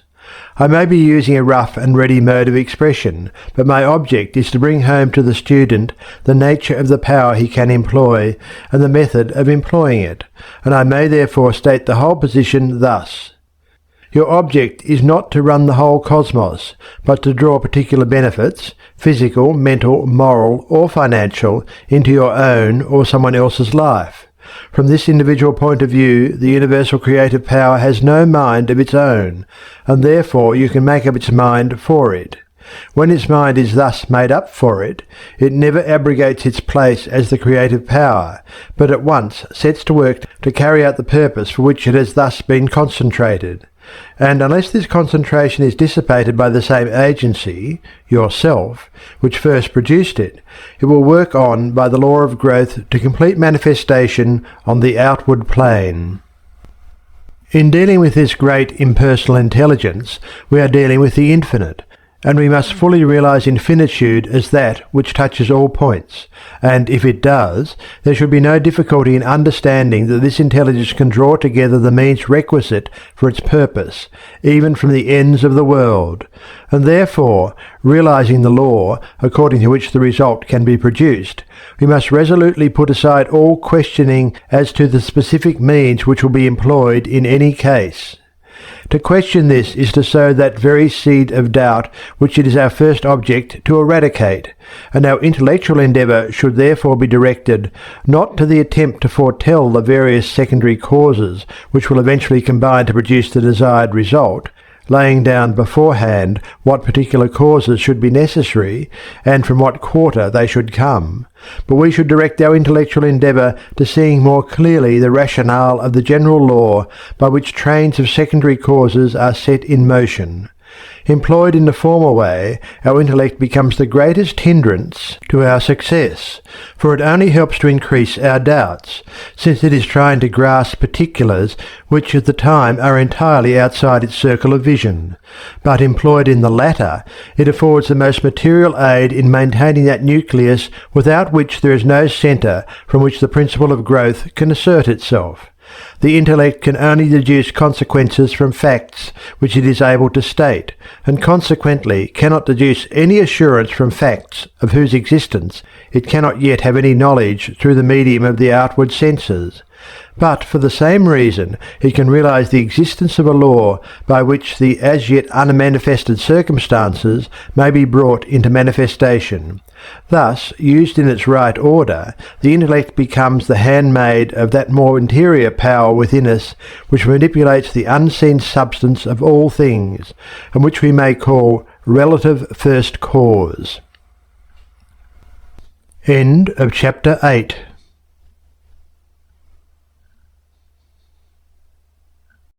Chapter 9. Causes and Conditions. The expression relative first cause has been used in the last section to distinguish the action of the creative principle in the individual mind from universal first cause on the one hand and from secondary causes on the other. As it exists in us, primary causation is the power to initiate a train of causation directed to an individual purpose. As the power of initiating a fresh sequence of cause and effect, it is first cause, and as referring to an individual purpose, it is relative, and it may therefore be spoken of as relative first cause, or the power of primary causation manifested by the individual. The understanding and use of this power is the whole object of mental science, and it is therefore necessary that the student should clearly see the relation between causes and conditions. A simple illustration will go further for this purpose than any elaborate explanation. If a lighted candle is brought into a room, the room becomes illuminated, and if the candle is taken away, it becomes dark again. Now the illumination and the darkness are both conditions, the one positive resulting from the presence of the light, and the other negative resulting from its absence. And from this simple example we therefore see that every positive condition has an exactly opposite negative condition corresponding to it, and that this correspondence results from their being related to the same cause, the one positively and the other negatively. And hence we may lay down the rule that all positive conditions result from the active presence of a certain cause, and all negative conditions from the absence of such a cause. A condition, whether positive or negative, is never primary cause, and the primary cause of any series can never be negative, for negation is the condition which arises from the absence of active causation. This should be thoroughly understood, as it is the philosophic basis of all those denials which play so important a part in mental science, and which may be summed up in the statement that evil being negative, or privation of good, has no substantive existence in itself. Conditions, however, whether positive or negative, are no sooner called into existence than they become causes in their turn, and produce further conditions, and so on ad infinitum, thus giving rise to the whole train of secondary causes. So long as we judge only from the information conveyed to us by the outward senses, we are working on the plane of secondary causation, and see nothing but a succession of conditions, forming part of an endless train of antecedent conditions coming out of the past and stretching away into the future. And from this point of view we are under the rule of an iron destiny from which there seems no possibility of escape. This is because the outward senses are only capable of dealing with the relations which one mode of limitation bears to another, for they are the instruments by which we take cognizance of the relative and the conditioned. Now the only way of escape is by rising out of the region of secondary causes into that of primary causation, where the originating energy is to be found before it has yet passed into manifestation as a condition. This region is to be found within ourselves. It is the region of pure ideas, and it is for this reason that I have laid stress on the two aspects of spirit as pure thought and manifested form. The thought image or ideal pattern of a thing is the first cause relatively to that thing. It is the substance of that thing untrammelled by any antecedent conditions. If we realize that all visible things must have their origin in spirit, then the whole creation around us is the standing evidence that the starting point of all things is in thought images or ideas, for no other action other than the formation of such images can be conceived of spirit prior to its manifestation in matter. If, then, this is spirit's modus operandi for self-expression, we have only to transfer this conception from the scale of cosmic spirit working on the plane of the universal to that of individualized spirit working on the plane of the particular, to see that the formation of an ideal image by means of our thought is setting first cause in motion with regard to this specific object. There is no difference in kind between the operation of first cause in the universal and in the particular. The difference is only a difference of scale, but the power itself is identical. We must therefore always be very clear as to whether we are consciously using first cause or not.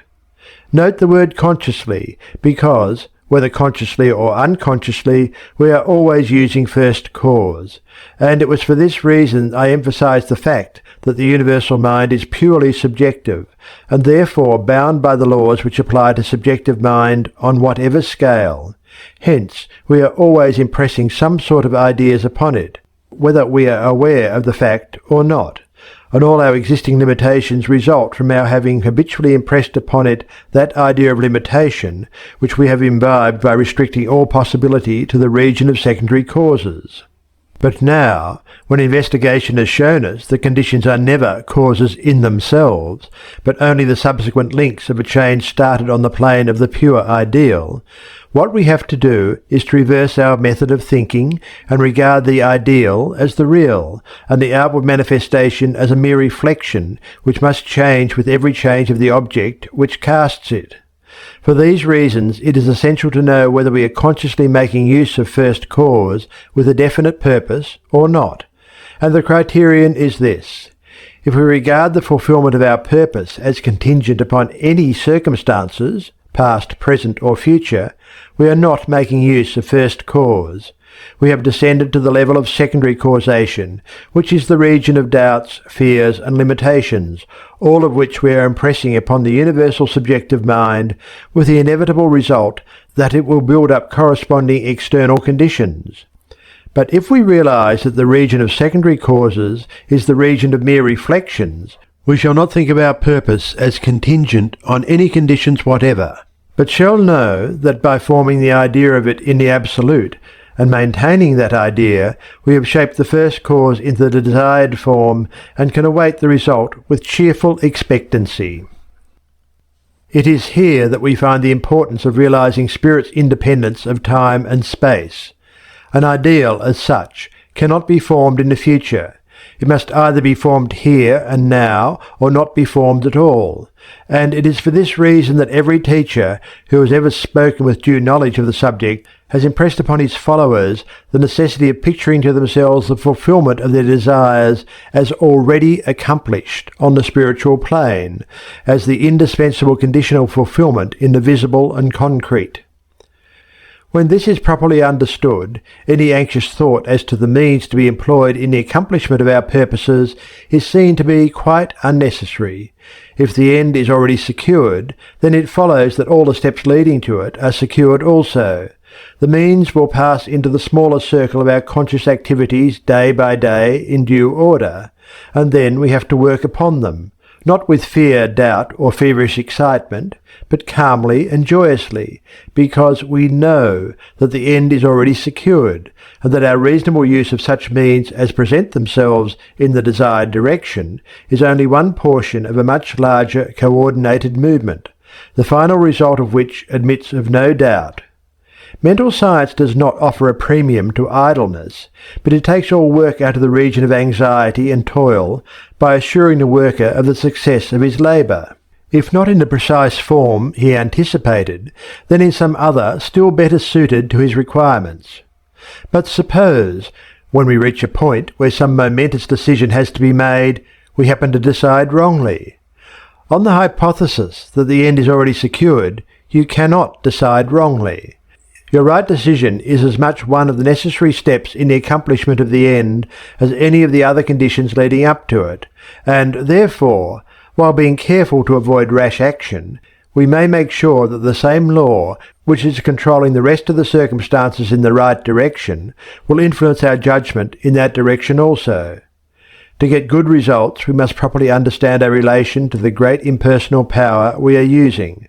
It is intelligent, and we are intelligent, and the two intelligences must cooperate.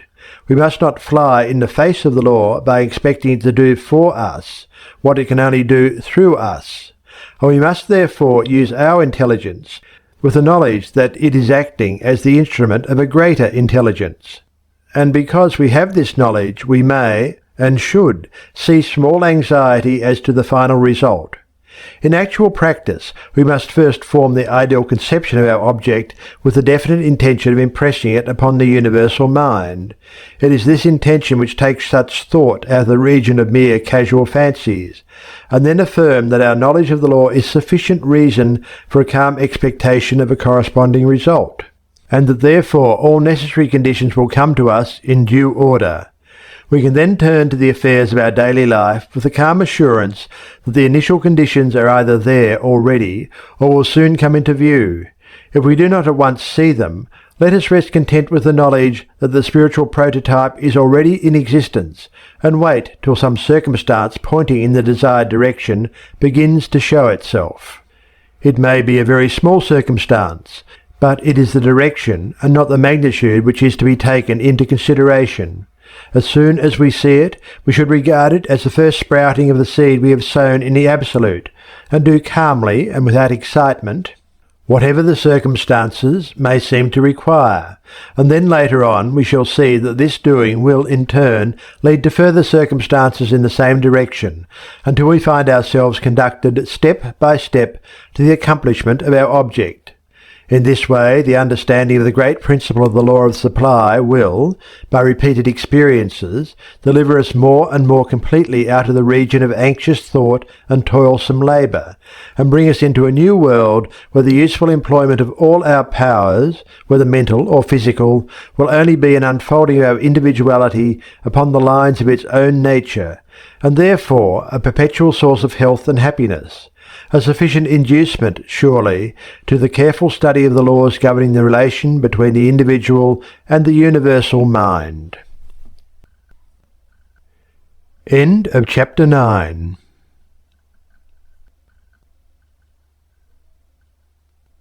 Intuition. We have seen that the subjective mind is amenable to suggestion by the objective mind, but there is also an action of the subjective mind upon the objective. The individual's subjective mind is his own innermost self, and its first care is the maintenance of the individuality, of which it is the foundation, and since it is pure spirit, it has its continual existence in that plane of being where all things subsist in the universal here and the everlasting now, and consequently can inform the lower mind of things removed from its ken either by distance or futurity. As the absence of the conditions of time and space must logically concentrate all things into a present focus, we can assign no limit to the subjective mind's power of perception, and therefore the question arises, why does it not keep the objective mind continually informed on all points?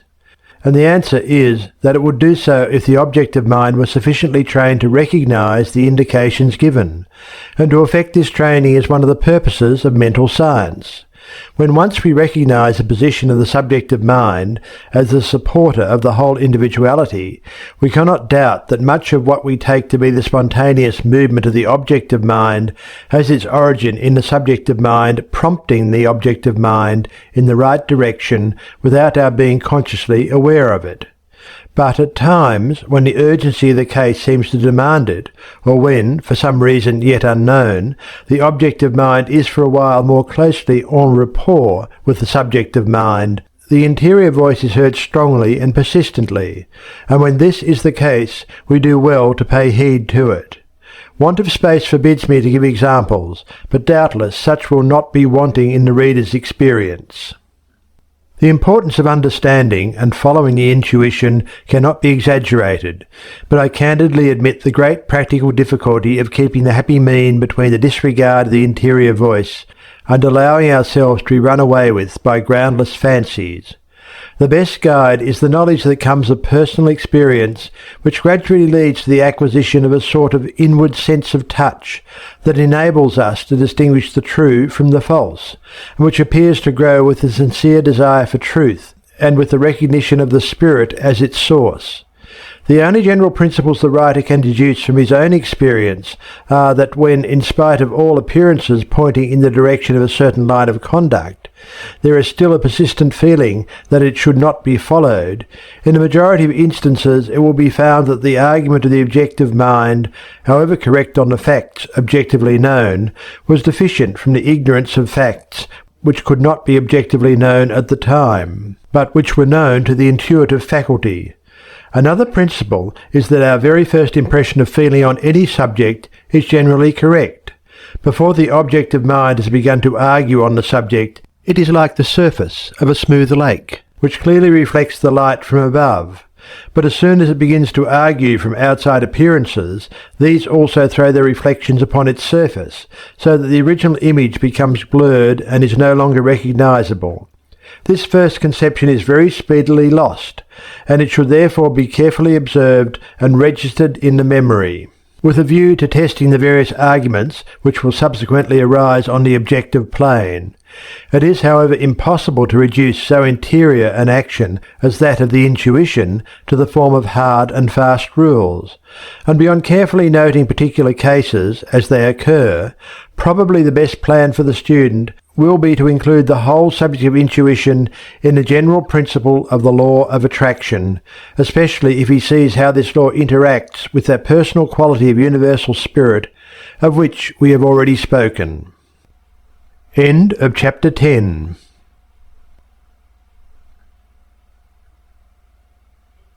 Healing.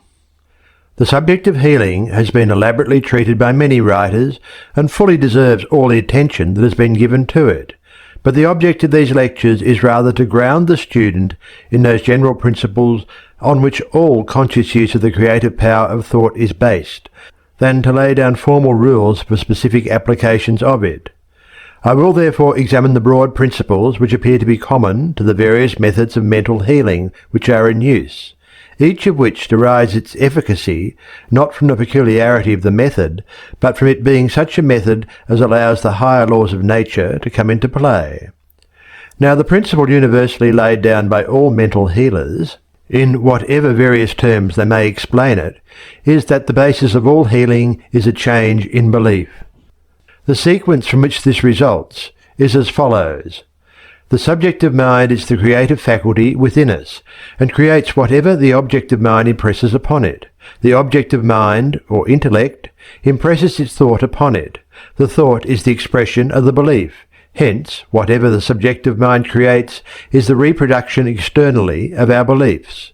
Accordingly, our whole object is to change our beliefs, and we cannot do this without some solid ground of conviction of the falsity of our old beliefs and of the truth of our new ones. And this ground we find in that law of causation which I have endeavoured to explain. The wrong belief which externalizes a sickness is the belief that some secondary cause, which is really only a condition, is a primary cause.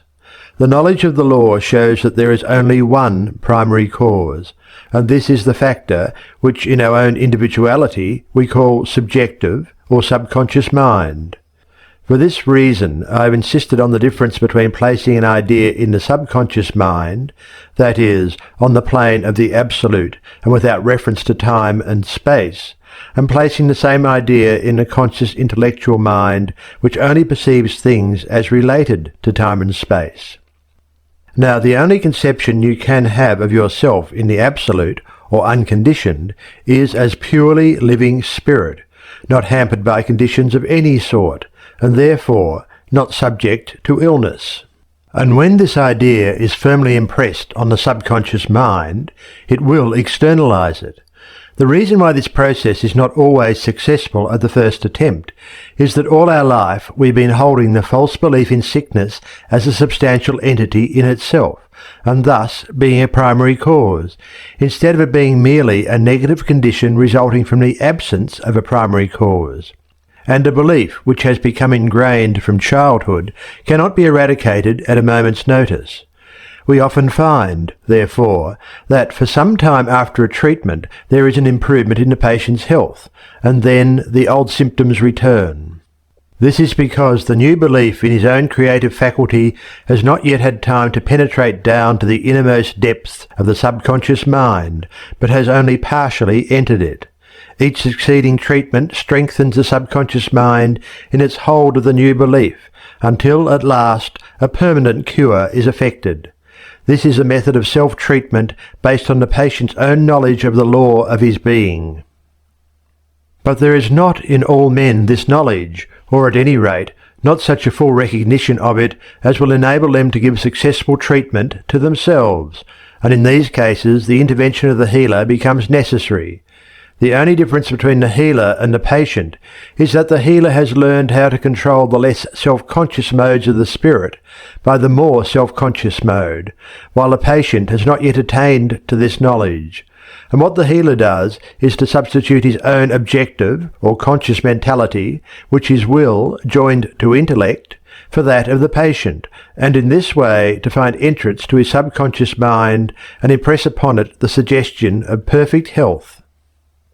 The question then arises, how can the healer substitute his own conscious mind for that of the patient? And the answer shows the practical application of those very abstract principles which I have laid down in the earlier sections. Our ordinary conception of ourselves is that of an individual personality which ends where another personality begins. In other words, that the two personalities are entirely separate. This is an error. There is no such hard and fast line of demarcation between personalities, and the boundaries between one and another can be increased or reduced in rigidity according to will. In fact, they may be temporarily removed so completely that, for the time being, the two personalities become merged into one. Now, the action which takes place between healer and patient depends on this principle. The patient is asked by the healer to put himself in a receptive mental attitude, which means that he is to exercise his volition for the purpose of removing the barrier of his own objective personality, and thus affording entrance to the mental power of the healer. On his side also, the healer does the same thing, only with this difference, that while the patient withdraws the barrier on his side with the intention of admitting a flowing in, the healer does so with the intention of allowing a flowing out. And thus, by the joint action of the two minds, the barriers of both personalities are removed, and the direction of the flow of volition is determined. That is to say, it flows from the healer as actively willing to give, towards the patient as passively willing to receive, according to the universal law of nature that the flow must always be from the plenum to the vacuum. This mutual removal of the external mental barrier between healer and patient is what is termed establishing a rapport between them, and here we find one most valuable practical application of the principle laid down earlier in this book, that pure spirit is present in its entirety at every point simultaneously. It is for this reason that as soon as the healer realizes that the barriers of external personality between himself and his patient have been removed, he can then speak to the subconscious mind of the patient as though it were his own, for both being pure spirit, the thought of their identity makes them identical, and both are concentrated into a single entity at a single point upon which the conscious mind of the healer can be brought to bear, according to the universal principle of the control of the subjective mind by the objective mind through suggestion. It is for this reason I have insisted on the distinction between pure spirit, or spirit conceived of apart from extension in any matrix, and a conception of it as so extended. If we concentrate our mind upon the diseased condition of the patient, we are thinking of him as a separate personality, and are not fixing our mind upon that conception of him as pure spirit, which will afford us effectual entry to his springs of being. We must therefore withdraw our thought from the contemplation of symptoms, and indeed from his corporeal personality altogether, and must think of him as a purely spiritual individuality, and as such entirely free from subjection to any conditions, and consequently as voluntarily externalizing the conditions most expressive of the vitality and intelligence which pure spirit is. Thinking of him thus, we then make mental affirmation that he shall build up outwardly the correspondence of that perfect vitality which he knows himself to be inwardly, and this suggestion being impressed by the healer's conscious thought, while the patient's conscious thought is at the same time impressing the fact that he is receiving the active thought of the healer, the result is that the patient's subconscious mind becomes thoroughly imbued with the recognition of its own life-giving power, and, according to the recognized law of subjective mentality, proceeds to work out this suggestion into external manifestation, and thus health is substituted for sickness. It must be understood that the purpose of the process here described is to strengthen the subject's individuality, not to dominate it. To use it for domination is inversion, bringing its appropriate penalty to the operator. In this description I have contemplated the case where the patient is consciously cooperating with the healer, and it is in order to obtain this cooperation that the mental healer usually makes a point of instructing the patient in the broad principles of mental science, if he is not already acquainted with them. But this is not always advisable or possible. Sometimes the statement of principles opposed to existing prejudices arouses opposition, and any act of antagonism on the patient's part must tend to intensify the barrier of conscious personality, which it is the healer's first object to remove. In these cases, nothing is so effective as absent treatment. If the student has grasped all that has been said on the subject of spirit and matter, he will see that in mental treatment time and space count for nothing, because the whole action takes place on a plane where these conditions do not obtain, and it is therefore quite immaterial whether the patient be in the immediate presence of the healer or in a distant country. Under these circumstances, it is found by experience that one of the most effectual modes of mental healing is by treatment during sleep, because then the patient's whole system is naturally in a state of relaxation which prevents him offering any conscious opposition to the treatment. And by the same rule, the healer also is able to treat even more effectively during his own sleep than while waking. Before going to sleep, he firmly impresses on his subjective mind that it is to convey curative suggestion to the subjective mind of the patient, and then, by the general principles of the relation between subjective and objective mind, this suggestion is carried out during all the hours that the conscious individuality is wrapped in repose. This method is applicable to young children to whom the principles of the science cannot be explained, and also to persons at a distance. And indeed, the only advantage gained by the personal meeting of the patient and healer is in the instruction that can be orally given, or when the patient is at that early stage of knowledge where the healer's visible presence conveys the suggestion that something is then being done which could not be done in his absence. Otherwise the presence or absence of the patient are matters perfectly indifferent. The student must always recollect that the subconscious mind does not have to work through the intellect or conscious mind to produce its curative effects.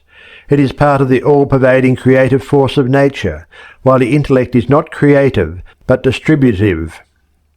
From mental healing, it is but a step to telepathy, clairvoyance, and other kindred manifestations of transcendental power, which are from time to time exhibited by the subjective entity, and which follow laws as accurate as those which govern what we are accustomed to consider our more normal faculties.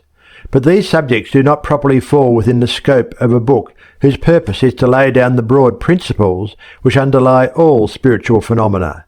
Until these are clearly understood, the student cannot profitably attempt the detailed study of the more interior powers, for to do so without a firm foundation of knowledge and some experience in its practical application would only be to expose himself to unknown dangers, and would be contrary to the scientific principle that the advance into the unknown can only be made from the standpoint of the known. Otherwise we only come into a confused region of guesswork without any clearly defined principles for our guidance. End of chapter 11.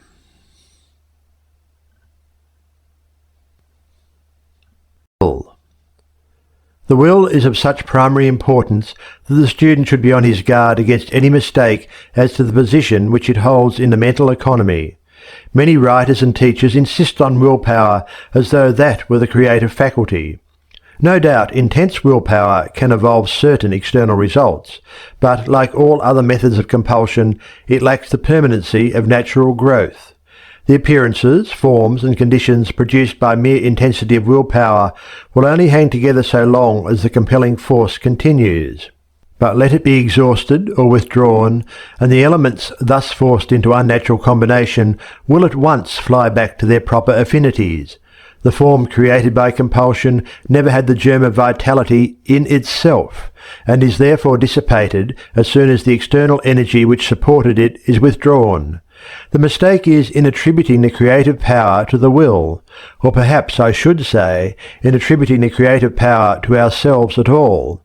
The truth is that man never creates anything.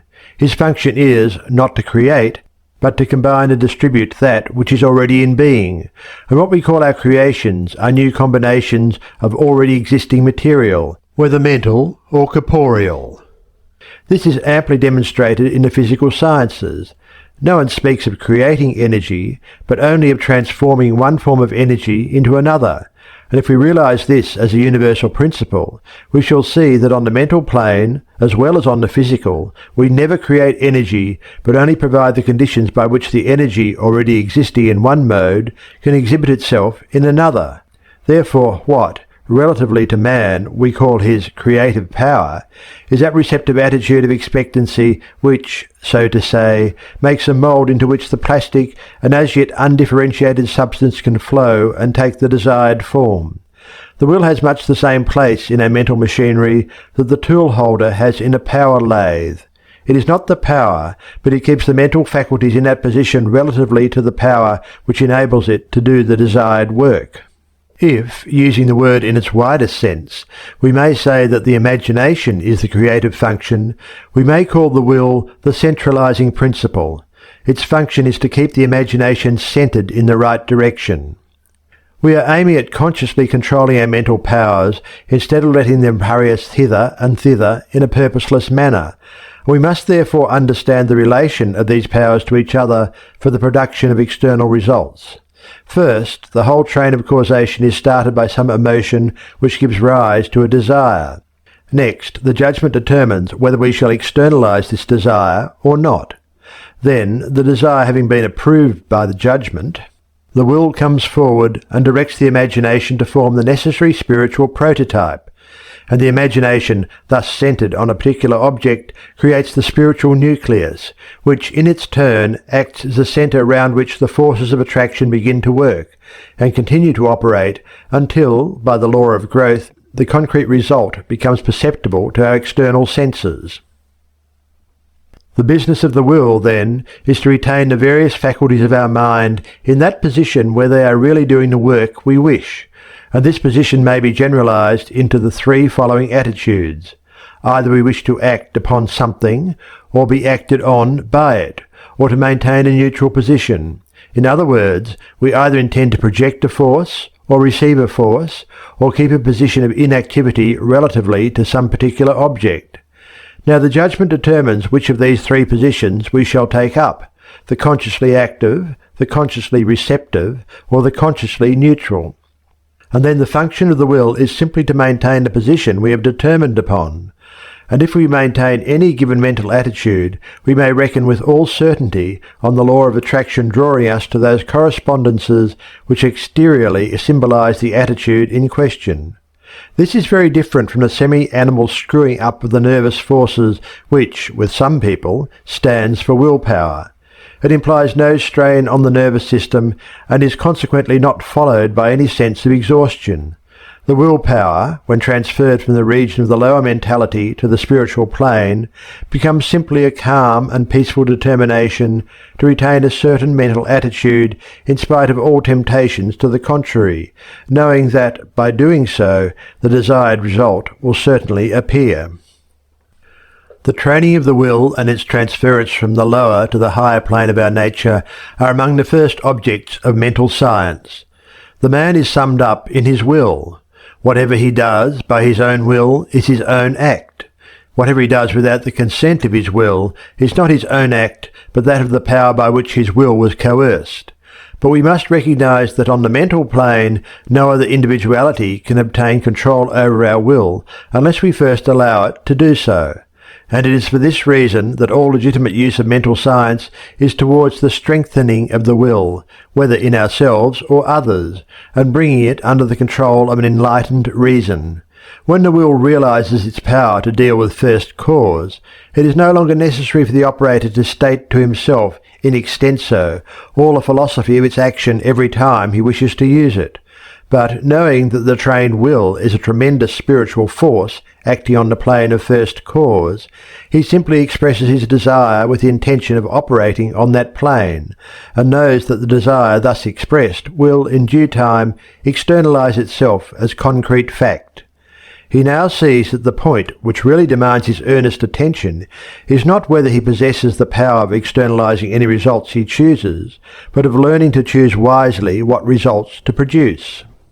For let us not suppose that even the highest powers will take us out of the law of cause and effect. We can never set any cause in motion without calling forth those effects which it already contains in embryo, and which will again become causes in their turn, thus producing a series which must continue to flow on until it is cut short by bringing into operation a cause of an opposite character to the one which originated it. Thus we shall find the field for the exercise of our intelligence continually expanding with the expansion of our powers. For, granted a good intention, we shall always wish to contemplate the results of our action as far as our intelligence will permit. We may not be able to see very far, but there is one safe general principle to be gained from what has already been said about causes and conditions, which is that the whole sequence always partakes of the same character as the initial cause. If that character is negative, that is, destitute of any desire to externalize kindness, cheerfulness, strength, beauty, or some other sort of good, this negative quality will make itself felt all down the line.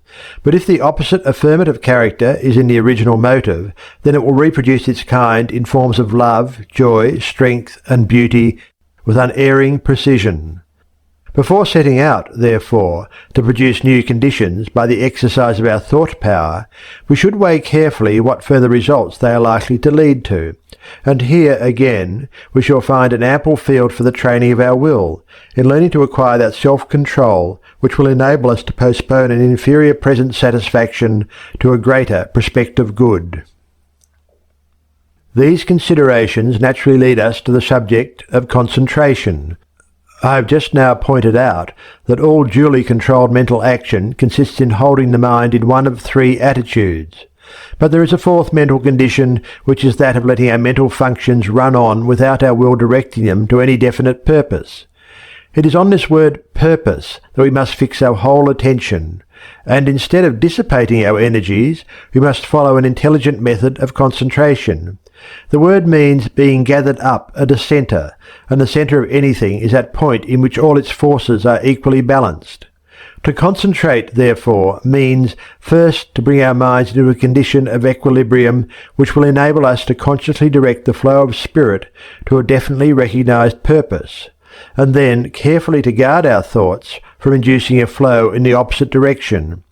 We must always bear in mind that we are dealing with a wonderful potential energy, which is not yet differentiated into any particular mode, and that by the action of our mind we can differentiate it into any specific mode of activity that we will.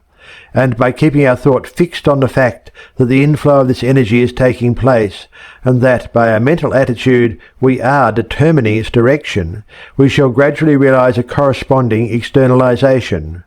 Proper concentration, therefore, does not consist of strenuous effort, which exhausts the nervous system and defeats its own object by suggesting the consciousness of an adverse force to be fought against, and thus creating the adverse circumstances we dread, but in shutting out all thoughts of a kind that would disperse the spiritual nucleus we are forming, and dwelling cheerfully on the knowledge that, because the law is certain in its action, our desire is certain of accomplishment. The other great principle to be remembered is that concentration is for the purpose of determining the quality we are going to give to the previously undifferentiated energy, rather than to arrange the specific circumstances of its manifestation. That is the work of the creative energy itself, which will gradually build up its own forms of expression quite naturally if we allow it, thus saving us a great deal of needless anxiety. What we really want is expansion in a certain direction, whether of health, wealth, or what not.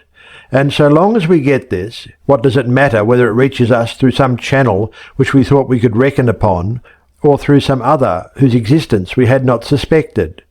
It is the fact that we are concentrating energy of a particular kind for a particular purpose that we should fix our minds upon, and not look upon any specific details as essential to the accomplishment of our object.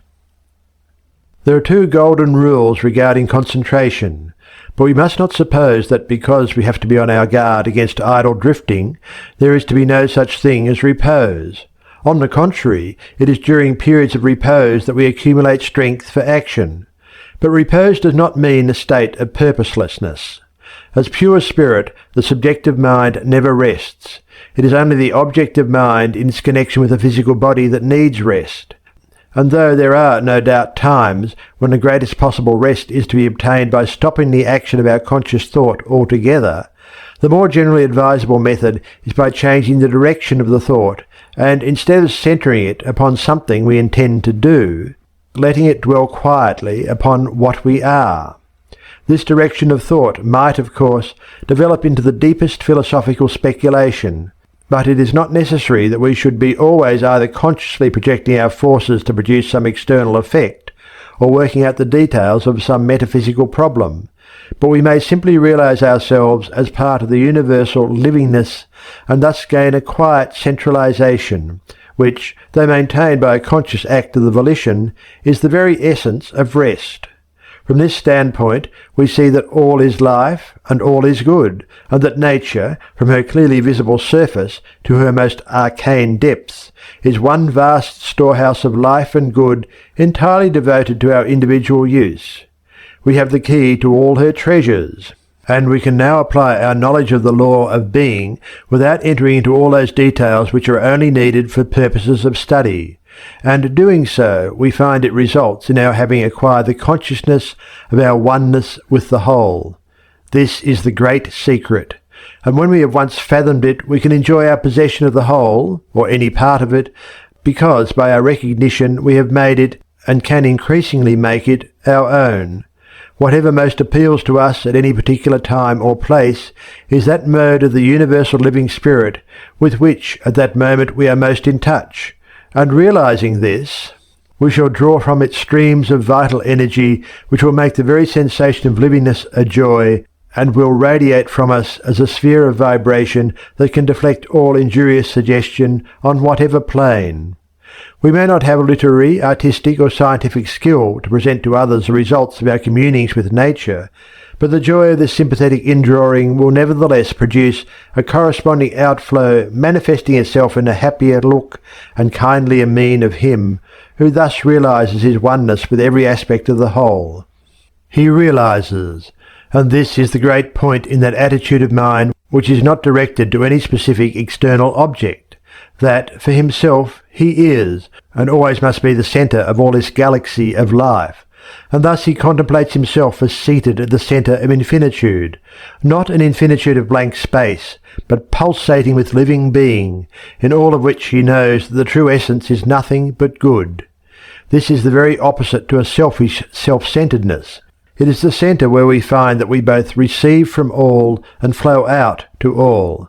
Apart from this principle of circulation, there is no true life, and if we contemplate our central position only as affording us greater advantages for intaking, we have missed the whole point of our studies by missing the real nature of the life principle, which is action and reaction. If we would have life enter into us, we ourselves must enter into life, enter into the spirit of it, just as we must enter into the spirit of a book or a game to enjoy it. There can be no action at a centre only. There must be a perpetual flowing out towards the circumference, and thence back again to the centre to maintain a vital activity. Otherwise collapse must ensue either from anemia or congestion.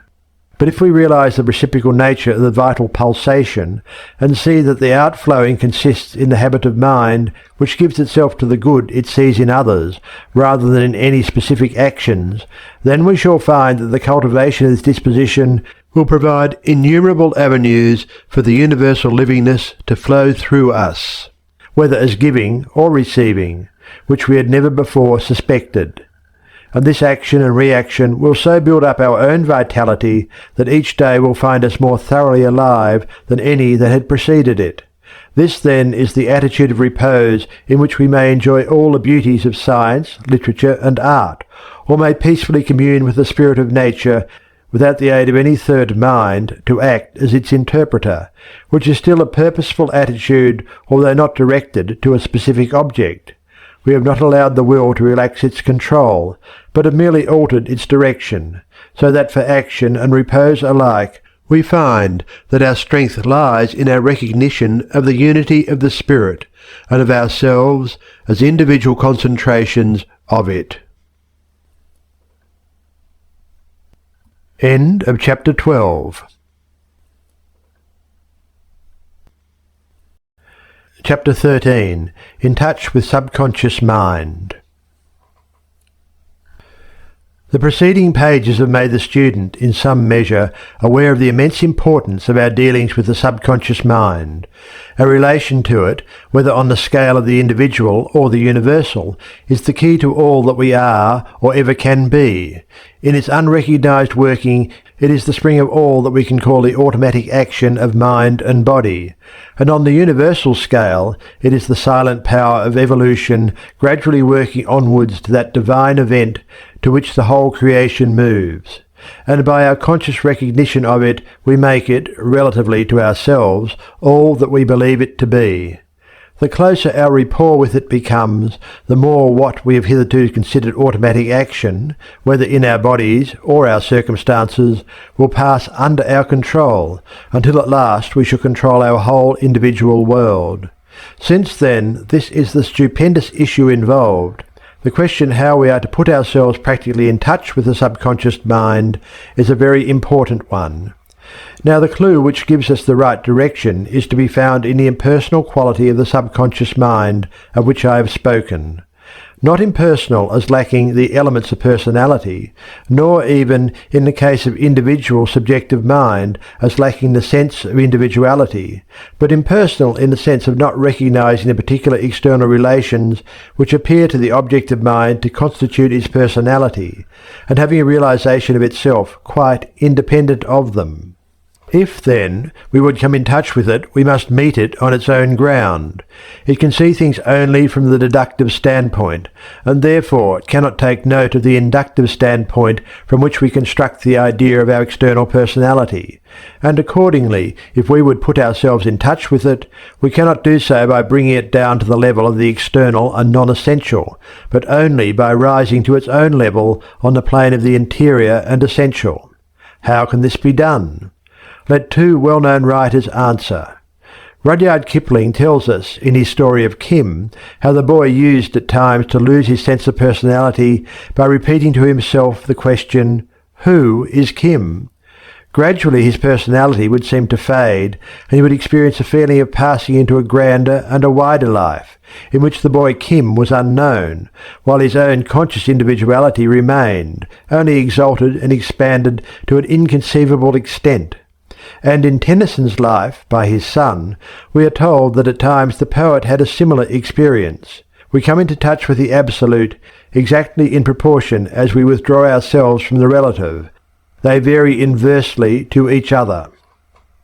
For the purpose, then, of getting into touch with our subconscious mind, we must endeavour to think of ourselves as pure being, as that entity which interiorly supports the outward manifestation.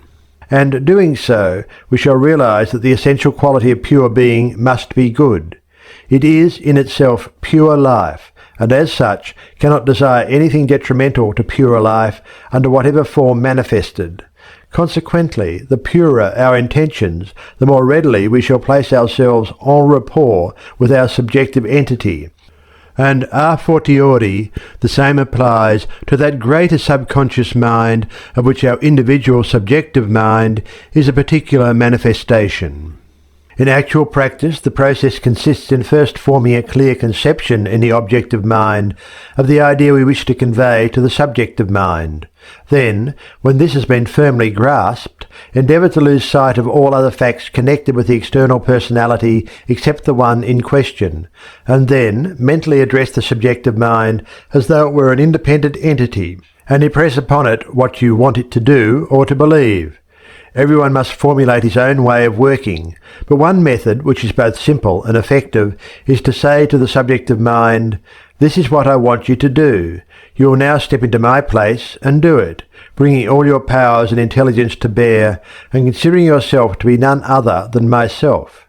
Having done this, return to the realization of your own objective personality and leave the subjective mind to perform its task in full confidence that, by the law of its nature, it will do so if not hindered by a repetition of contrary messages from the objective mind. This is not a mere fancy, but a truth daily proved by the experience of increasing numbers. The facts have not been fabricated to fit the theory, but the theory has been built up by careful observation of the facts, and since it has been shown both by theory and practice that such is the law of the relation between subjective and objective mind, we find ourselves face to face with a very momentous question. Is there any reason why the laws which hold good of the individual subjective mind should not hold good of the universal mind also? And the answer is that there is not. As has already been shown, the universal mind must, by its very universality, be purely subjective, and what is the law of a part must also be the law of the whole. The qualities of fire are the same whether the centres of combustion be great or small, and therefore we may well conclude these lectures by considering what will be the result if we apply what we have learned regarding the individual subjective mind to the universal mind. We have learned that the three great facts regarding subjective mind are its creative power, its amenableness to suggestion, and its inability to work by any other than the deductive method. This last is an exceedingly important point, for it implies that the action of the subjective mind is in no way limited by precedent. The inductive method works on principles inferred from an already existing pattern, and therefore at the best only produces the old thing in a new shape. But the deductive method works according to the essence or spirit of the principle, and does not depend on any previous concrete manifestation for its apprehension of it. And this latter method of working must necessarily be that of the all-originating mind. For since there could be no prior existing pattern from which it could learn the principles of construction, the want of a pattern would have prevented its creating anything had its method been inductive instead of deductive. Thus, by the necessity of the case, the universal mind must act deductively, that is, according to the law which has been found true of individual subjective mind. It is thus not bound by any precedent, which means that its creative power is absolutely unlimited. And since it is essentially subjective mind, and not objective mind, it is entirely amenable to suggestion. Now, it is an unavoidable inference from the identity of the law governing subjective mind, whether in the individual or the universal, that just as we can, by suggestion, impress a certain character of personality upon the individual subjective mind, so we can, and do, upon the universal mind. And it is for this reason that I have drawn attention to the inherent personal quality of pure spirit when contemplated in its most interior plane. It becomes therefore the most important of all considerations with what character we invest the universal mind, for since our relation to it is purely subjective, it will infallibly bear to us exactly that character which we impress upon it. In other words, it will be to us exactly what we believe it to be. This is simply a logical inference from the fact that, as subjective mind, our primary relation to it can only be on the subjective plane, and indirectly our objective relations must also spring from the same source. This is the meaning of that remarkable passage twice repeated in the Bible. With the pure, thou wilt show thyself pure, and with the froward, thou wilt show thyself froward. Psalms 18 verse 26 and 2nd Book of Samuel chapter 22 verse 27. For the context makes it clear that these words are addressed to the divine being. The spiritual kingdom is within us, and as we realize it there, so it becomes to us a reality. It is the unvarying law of the subjective life that as a man thinketh in his heart, so is he. That is to say, his inward subjective states are the only true reality, and what we call external realities are only their objective correspondences. If we thoroughly realize the truth that the universal mind must be to us exactly according to our conception of it, and that this relation is not merely imaginary, but by the law of subjective mind must be to us an actual fact, and the foundation of all other facts, then it is impossible to overestimate the importance of the conception of the universal mind which we adopt. To the uninstructed there is little or no choice. They form a conception in accordance with the tradition they have received from others, and until they have learned to think for themselves, they have to abide by the results of that tradition, for natural laws admit of no exceptions, and however faulty the traditional idea may be, its acceptance will involve a corresponding reaction upon the universal mind, which will, in turn, be reflected into the conscious mind and external life of the individual. But those who understand the law of the subject will have no one but themselves to blame if they do not derive all possible benefits from it. The greatest teacher of mental science the world has ever seen has laid down sufficiently plain rules for our guidance. With a knowledge of the subject, whose depths can be appreciated only by those who have themselves some practical acquaintance with it, he bids his unlearned audiences, those common people who heard him gladly, picture to themselves the universal mind as a benign father, tenderly compassionate of all, and sending the common bounties of nature alike on the evil and the good. But he also pictured it as exercising a special and peculiar care over those who recognize its willingness to do so. The very hairs of your head are all numbered, and ye are of more value than many sparrows. Prayer was to be made to the unseen being, not with doubt or fear, but with the absolute assurance of a certain answer, and no limit was to be set to its power or willingness to work for us. But to those who did not thus realize it, the great mind is necessarily the adversary who casts them into prison until they have paid the uttermost farthing, and thus, in all cases, the master impressed upon his hearers the exact correspondence of the attitude of this unseen power towards them with their own attitude towards it. Such teaching was not a narrow anthropomorphism, but the adaptation to the intellectual capacity of the unlettered multitude of the very deepest truths of what we now call mental science. and the basis of it all is the cryptic personality of spirit hidden throughout the infinite of nature under every form of manifestation. As unalloyed life and intelligence, it can be no other than good. It can entertain no intention of evil, and thus all intentional evil must put us in opposition to it, and so deprive us of the consciousness of its guidance and strengthening, and thus leave us to grope our own way and fight our own battle single-handed against the universe, odds which at last will surely prove too great for us.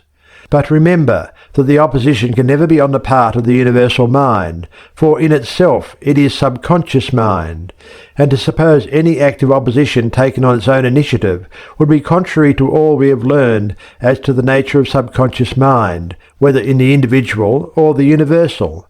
And the position of the universal mind towards us is always a reflection of our own attitude.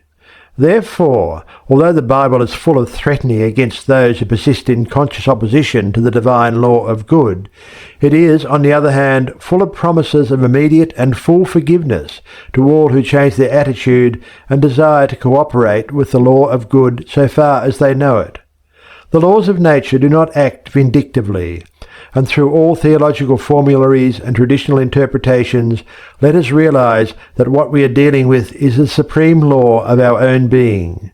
And it is on the basis of this natural law that we find such declarations as that in Ezekiel chapter 18, verse 22, which tells us that if we forsake our evil ways, our past transgressions shall never be again mentioned to us. We are dealing with the great principles of our subjective being, and our misuse of them in the past can never make them change their inherent law of action. If our method of using them in the past has brought us sorrow, fear, and trouble, we have only to fall back on the law that if we reverse the cause, the effects will be reversed also, so that what we have to do is simply to reverse our mental attitude and then endeavour to act up to the new one. The sincere endeavour to act up to our new mental attitude is essential, for we cannot really think in one way and act in another. But our repeated failures to fully act as we would wish must not discourage us. It is the sincere intention that is the essential thing, and this will, in time, release us from the bondage of habits which at present seem almost insuperable. The initial step, then, consists in determining to picture the universal mind as the ideal of all we could wish it to be, both to ourselves and to others, together with the endeavour to reproduce this ideal, however imperfectly, in our own life. And this step having been taken, we can then cheerfully look upon it as our ever-present friend, providing all good, guarding from all danger, and guiding us with all counsel. Gradually, as the habit of thus regarding the universal mind grows upon us, we shall find that in accordance with the laws we have been considering, it will become more and more personal to us, and in response to our desire, its inherent intelligence will make itself more and more clearly perceptible within, as a power of perceiving truth far beyond any statement of it that we could formulate by merely intellectual investigation. Similarly, if we think of it as a great power devoted to supplying all our needs, we shall impress this character also upon it. And by the law of subjective mind, it will proceed to enact the part of that special providence which we have credited it with being. And if, beyond the general care of our concerns, we would draw to ourselves some particular benefit, the same rule holds good of impressing our desire upon the universal subjective mind. And if we realize that above and beyond all this we want something still greater and more enduring, the building up of character and unfolding of our powers so that we may expand into fuller and yet fuller measures of joyous and joy-giving life, still the same rule holds good. Convey to the universal mind the suggestion of the desire, and by the law of relation between subjective and objective mind this too will be fulfilled. And thus the deepest problems of philosophy bring us back to the old statement of the law. Ask, and ye shall receive. Seek, and ye shall find. Knock, and it shall be opened unto you. This is the summing up of the natural law of the relation between us and the divine mind. It is thus no vain boast that mental science can enable us to make our lives what we will. We must start from where we are now, and by rightly estimating our relation to the divine universal mind, we can gradually grow into any conditions we desire, provided we first make ourselves, in habitual mental attitude, the person who corresponds to those conditions. For we can never get over the law of correspondence, and the externalization will always be in accord with the internal principle that gives rise to it. And to this law there is no limit. What it can do for us today, it can do tomorrow, and through all the procession of tomorrows that loses itself in the dim vistas of eternity. Belief in limitation is the one and only thing that causes limitation, because we thus impress limitation upon a creative principle. And in proportion as we lay that belief aside, our boundaries will expand, and increasing life and more abundant blessing will be ours. But we must not ignore our responsibilities. Trained thought is far more powerful than untrained, and therefore the more deeply we penetrate into mental science, the more carefully we must guard against all thoughts and words expressive of even the most modified form of ill will. Gossip, tale-bearing, sneering laughter are not in accord with the principles of mental science, and similarly even our smallest thoughts of good carry with them a seed of good which will assuredly bear fruit in due time. This is not mere goody-goody, but an important lesson in mental science, for our subjective mind takes its colour from our settled mental habits, and an occasional affirmation or denial will not be sufficient to change it, and we must therefore cultivate that tone which we wish to see reproduced in our conditions, whether of body, mind, or circumstance. In these lectures my purpose has been not so much to give specific rules of practice as to lay down the broad general principles of mental science which will enable a student to form rules for himself. In every walk of life, book knowledge is only a means to an end. Books can only direct us where to look and what to look for, but we must do the finding for ourselves. Therefore, if you really have grasped the principles of the science, you will frame rules of your own which will give you better results than any attempt to follow somebody else's method, which was successful in their hands, precisely because it was theirs. Never fear to be yourself. If mental science does not teach you to be yourself, it teaches you nothing.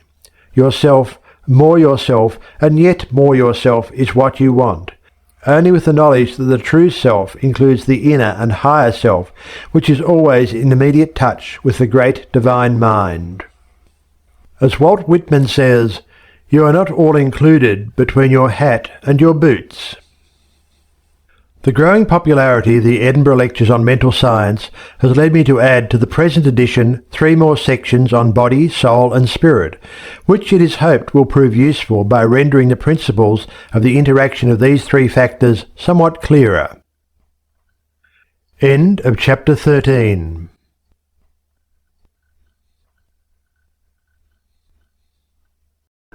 The body. Some students find it difficult to realize that mental action can produce any real effect upon material substance. But if this is not possible, there is no such thing as mental science, the purpose of which is to produce improved conditions both of body and environment, so that the ultimate manifestation aimed at is always one of demonstration upon the plane of the visible and concrete.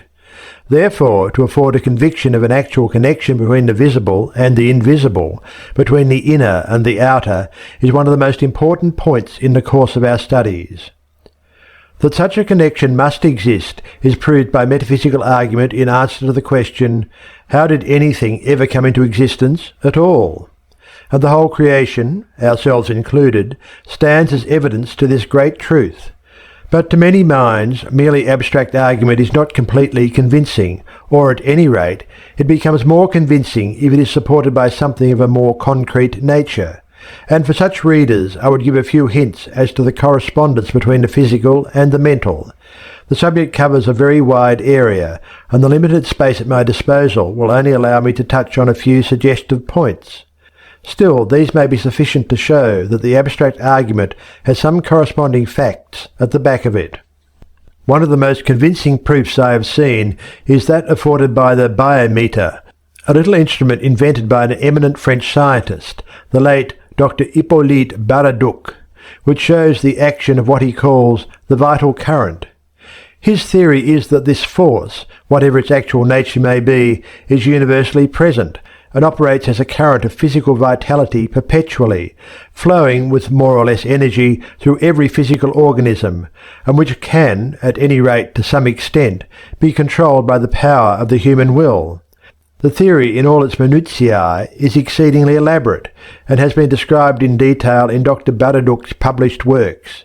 In a conversation I had with him about a year ago, he told me he was writing another book, which would throw further light on the subject, but a few months later he passed over before it was presented to the world. The fact, however, which I wish to put before the reader is the ocular demonstration of the connection between mind and matter, which an experiment with a biometer affords. The instrument consists of a bell glass, from the inside of which is suspended a copper needle by a fine silken thread.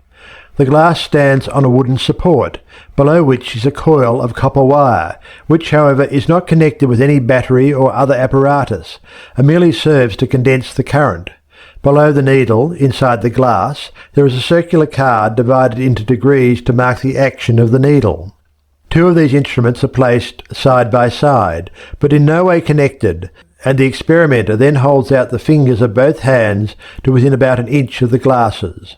According to the theory, the current enters at the left hand, circulates through the body, and passes out at the right hand. That is to say, there is an indrawing at the left and a giving out at the right, thus agreeing with Reichenbach's experiments on the polarity of the human body.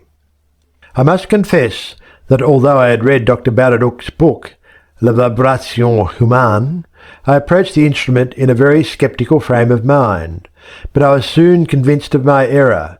At first, holding a mental attitude of entire relaxation, I found that the left-hand needle was attracted through 20 degrees, while the right-hand needle, the one affected by the outgoing current, was repelled through 10 degrees. After allowing the instrument to return to its normal equilibrium, I again approached it with the purpose of seeing whether a change of mental attitude would in the least modify the flow of current. This time I assumed the strongest mental attitude I could, with the intention of sending out a flow through the right hand, and the result, as compared with the previous one, was remarkable. The left-hand needle was now attracted only through 10 degrees, while the right-hand one was deflected through something over 30, thus clearly indicating the influence of the mental faculties in modifying the action of the current. I may mention that the experiment was made in the presence of two medical men who noted the movement of the needles. I will not stop here to discuss the question of what the actual constitution of this current of vital energy may be. It is sufficient for our present purpose that it is there, and the experiment I have described brings us face to face with the fact of a correspondence between our own mental attitude and the invisible forces of nature. Even if we say that this current is some form of electricity, and that the variation of its action is determined by changes in the polarization of the atoms of the body, then this change of polarity is the result of mental action, so that the quickening or retarding of the cosmic current is equally the result of the mental attitude, whether we suppose our mental force to act directly upon the current itself, or indirectly by inducing changes in the molecular structure of the body. Whichever hypothesis we adopt, the conclusion is the same, namely that the mind has power to open or close the door to invisible forces in such a way that the result of the mental action becomes apparent on the material plane. Now, investigation shows us that the physical body is a mechanism specially adapted for the transmutation of the inner or mental power into modes of external activity.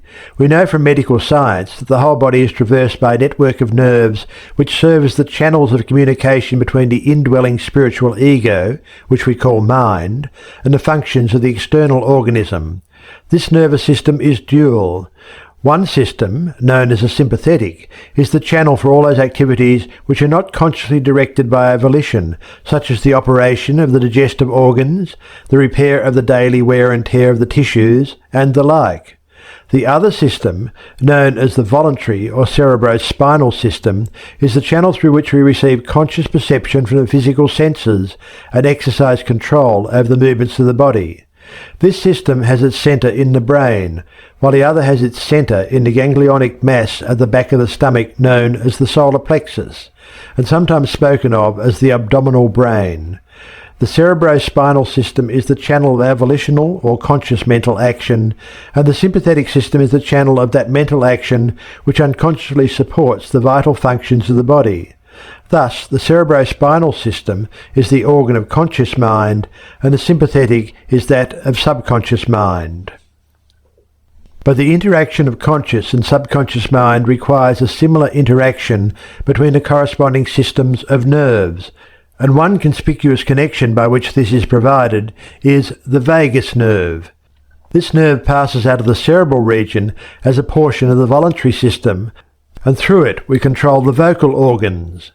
Then it passes onward to the thorax, sending out branches to the heart and lungs, and finally, passing through the diaphragm, it loses the outer coating which distinguishes the nerves of the voluntary system and becomes identified with those of the sympathetic system, so forming a connecting link between the two and making the man physically a single entity. Similarly, different areas of the brain indicate their connection with the objective and subjective activities of the mind, respectively. And speaking in a general way, we may assign the frontal portion of the brain to the former and the posterior portion to the latter, while the intermediate portion partakes of the character of both. The intuitional faculty has its correspondence in this upper area of the brain situated between the frontal and posterior portions, and physiologically speaking, it is here that intuitive ideas find entrance. These, at first, are more or less unformed and generalized in character, but are nevertheless perceived by the conscious mind, otherwise we should not be aware of them at all. Then the effort of nature is to bring these ideas into more definite and usable shape, so the conscious mind lays hold of them and induces a corresponding vibratory current in the voluntary system of nerves, and this, in turn, induces a similar current in the involuntary system, thus handing the idea over to the subjective mind. The vibratory current, which had first descended from the apex of the brain to the frontal brain, and thus through the voluntary system to the solar plexus, is now reversed, and ascends from the solar plexus through the sympathetic system to the posterior brain, this return current indicating the action of the subjective mind. If we were to remove the surface portion of the apex of the brain, we should find immediately below it the shining belt of brain substance called the corpus callosum. This is the point of union between the subjective and objective, and as the current returns from the solar plexus to this point, it is restored to the objective portion of the brain in a fresh form which it has acquired by the silent alchemy of the subjective mind. Thus the conception, which was at first only vaguely recognized, is restored to the objective mind in a definite and workable form, and then the objective mind, acting through the frontal brain, the area of comparison and analysis, proceeds to work upon a clearly perceived idea and to bring out the potentialities that are latent in it. It must, of course, be borne in mind that I am here speaking of the mental ego in that mode of its existence with which we are most familiar, that is, as clothed in flesh, though there may be much to say as to other modes of its activity. But for our daily life we have to consider ourselves as we are in that aspect of life, and from this point of view the physiological correspondence of the body to the action of the mind is an important item. And therefore, although we must always remember that the origin of ideas is purely mental, we must not forget that on the physical plane every mental action implies a corresponding molecular action in the brain and in the twofold nervous system. If, as the old Elizabethan poet says, the soul is form, and doth the body make, then it is clear that the physical organism must be a mechanical arrangement as specifically adapted for the use of the soul's powers as the steam engine is for the power of steam, and it is the recognition of this reciprocity between the two that is the basis of all spiritual or mental healing, and therefore the study of this mechanical adaptation is an important branch of mental science. Only we must not forget that it is the effect and not the cause. At the same time, it is important to remember that such a thing as reversal of the relation between cause and effect is possible, just as the same apparatus may be made to generate mechanical power by the application of electricity, or to generate electricity by the application of mechanical power. And the importance of this principle consists in this. There is always a tendency for actions which were at first voluntary to become automatic, that is, to pass from the region of conscious mind into that of subconscious mind and to acquire a permanent domicile there. Professor Elmer Gates of Washington has demonstrated this physiologically in his studies of brain formation. He tells us that every thought produces a slight molecular change in the substance of the brain, and the repetition of the same sort of thought causes a repetition of the same molecular action until at last a veritable channel is formed in the brain substance, which can only be eradicated by a reverse process of thought. In this way, grooves of thought are very literal things, and when once established, the vibrations of the cosmic currents flow automatically through them, and thus react upon the mind by a process the reverse of that by which our voluntary and intentional indrawing from the invisible is effected. In this way are formed what we call habits, and hence the importance of controlling our thinking and guarding it against undesirable ideas. But, on the other hand, this reactionary process may be used to confirm good and life-giving modes of thought, so that by knowledge of its laws we may enlist even the physical body itself in the building up of that perfectly whole personality, the attainment of which is the aim and object of our studies. End of Chapter 14.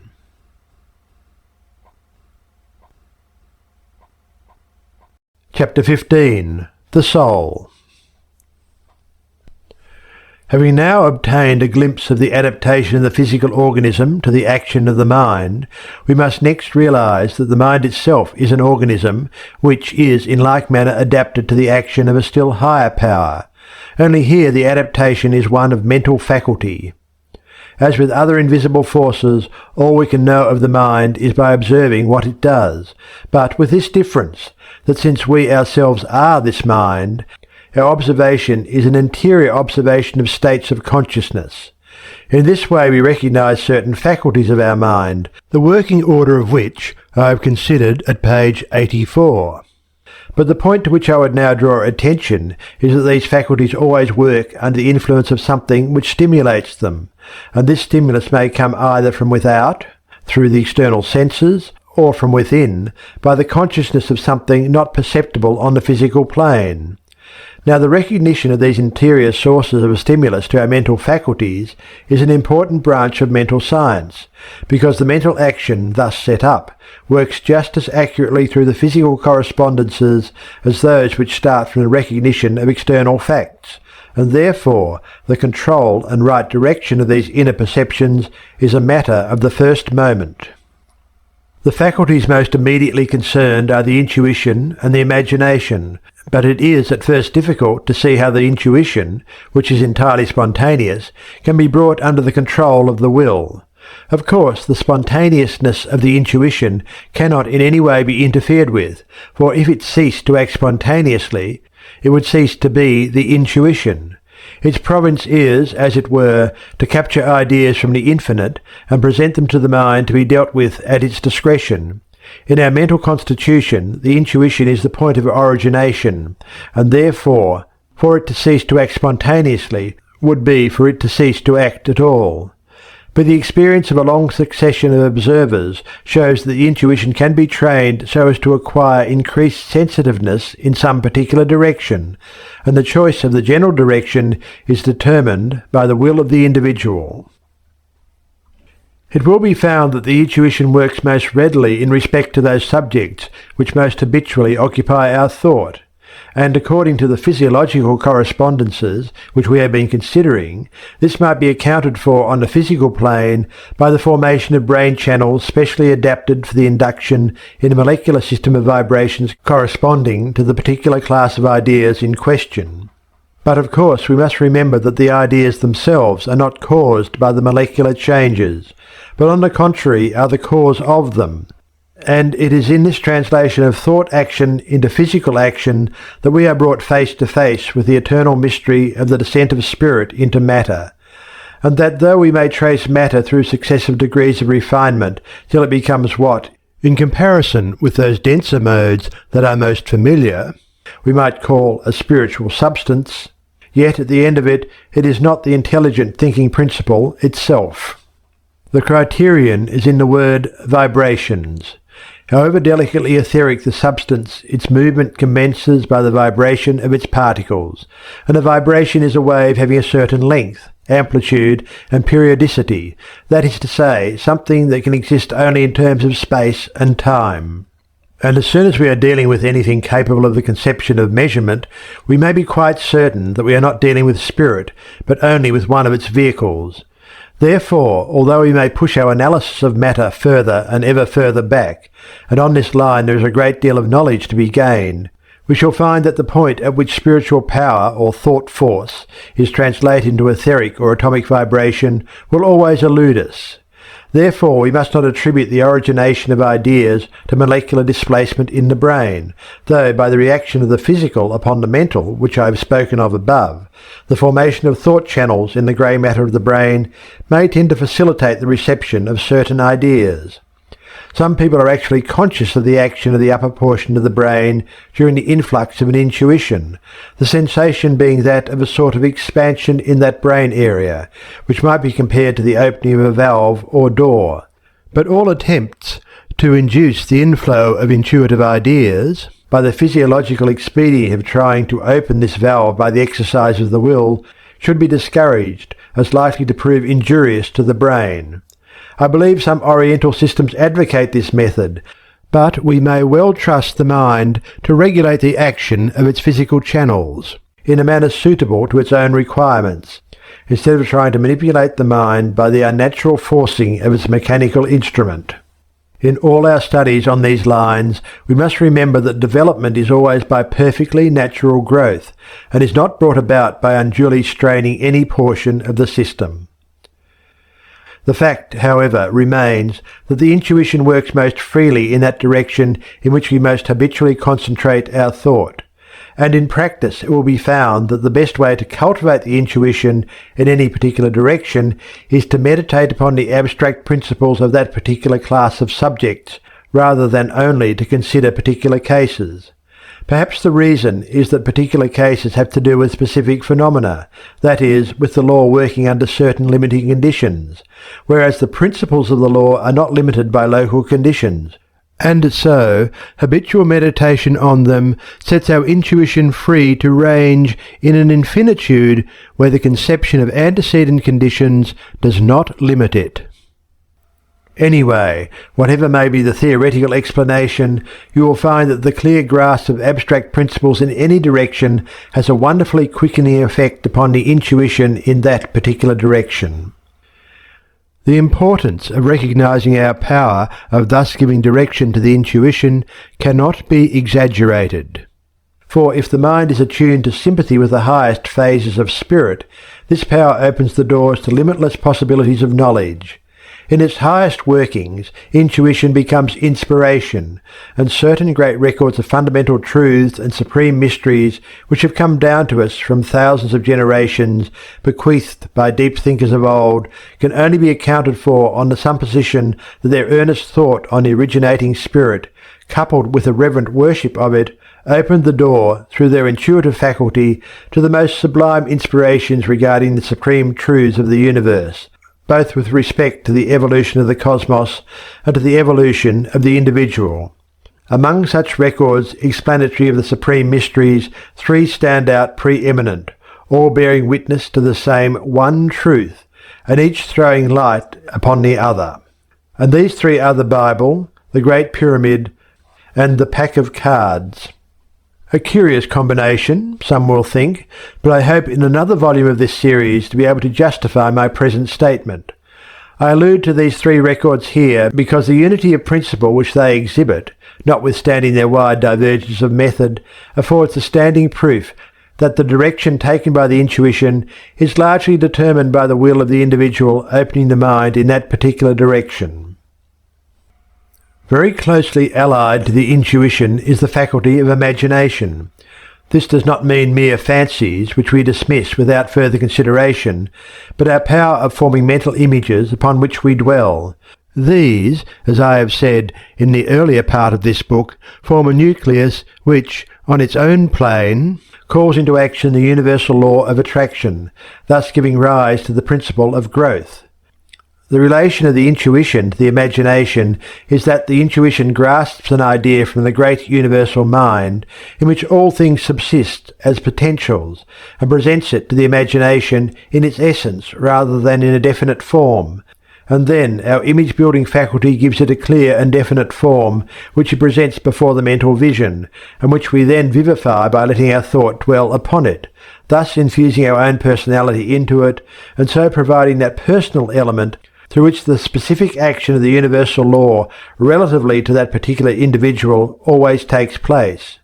Whether our thought shall be allowed thus to dwell upon a particular mental image depends on our own will, and our exercise of our will depends on our belief in our power to use it so as to disperse or consolidate a given mental image.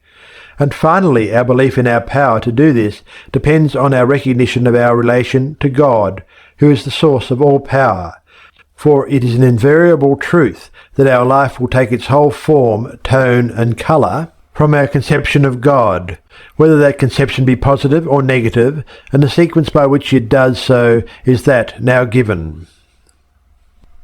In this way, then, our intuition is related to our imagination, and this relation has its physiological correspondence in the circulus of molecular vibrations I have described above, which, having its commencement in the higher or ideal portion of the brain, flows through the voluntary nervous system, the physical channel of objective mind, returning through the sympathetic system, the physical channel of subjective mind, thus completing the circuit and being then restored to the frontal brain, where it is consciously modelled into clear-cut forms suited to a specific purpose. In all this, the power of the will as regulating the action both of the intuition and the imagination must never be lost sight of, for without such a central controlling power we should lose all sense of individuality, and hence the ultimate aim of the evolutionary process is to evolve individual wills actuated by such beneficence and enlightenment as shall make them fitting vehicles for the outflowing of the Supreme Spirit, which has hitherto created cosmically, and can now carry on the creative process to its highest stages only through conscious union with the individual. For this is the only possible solution of the great problem. How can the universal mind act in all its fullness upon the plane of the individual and particular? This is the ultimate of evolution, and the successful evolution of the individual depends on his recognizing this ultimate and working towards it. And therefore this should be the great end of our studies. There is a correspondence in the constitution of the body to the faculties of the soul, and there is a similar correspondence in the faculties of the soul to the power of the all-originating spirit. And as in all other adaptations of specific vehicles, so also here, we can never correctly understand the nature of the vehicle and use it rightly until we realize the nature of the power for the working of which it is specially adapted. Let us then, in conclusion, briefly consider the nature of that power. End of chapter 15.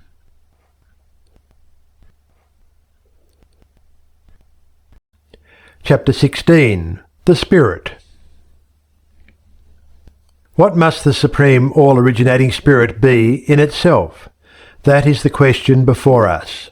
Let us start with one fact regarding it about which we cannot have any possible doubt. It is creative. If it were not creative, nothing could come into existence. Therefore we know that its purpose, or law of tendency, must be to bring individual lives into existence and to surround them with a suitable environment. Now a power which has this for its inherent nature must be a kindly power. The spirit of life seeking expression in individual lives can have no other intention towards them than that they might have life, and that they might have it more abundantly. To suppose the opposite would be a contradiction in terms. It would be to suppose the eternal principle of life acting against itself, expressing itself as the reverse of what it is, in which case it would not be expressing itself, but expressing its opposite, so that it is impossible to conceive of the spirit of life acting otherwise than to the increase of life.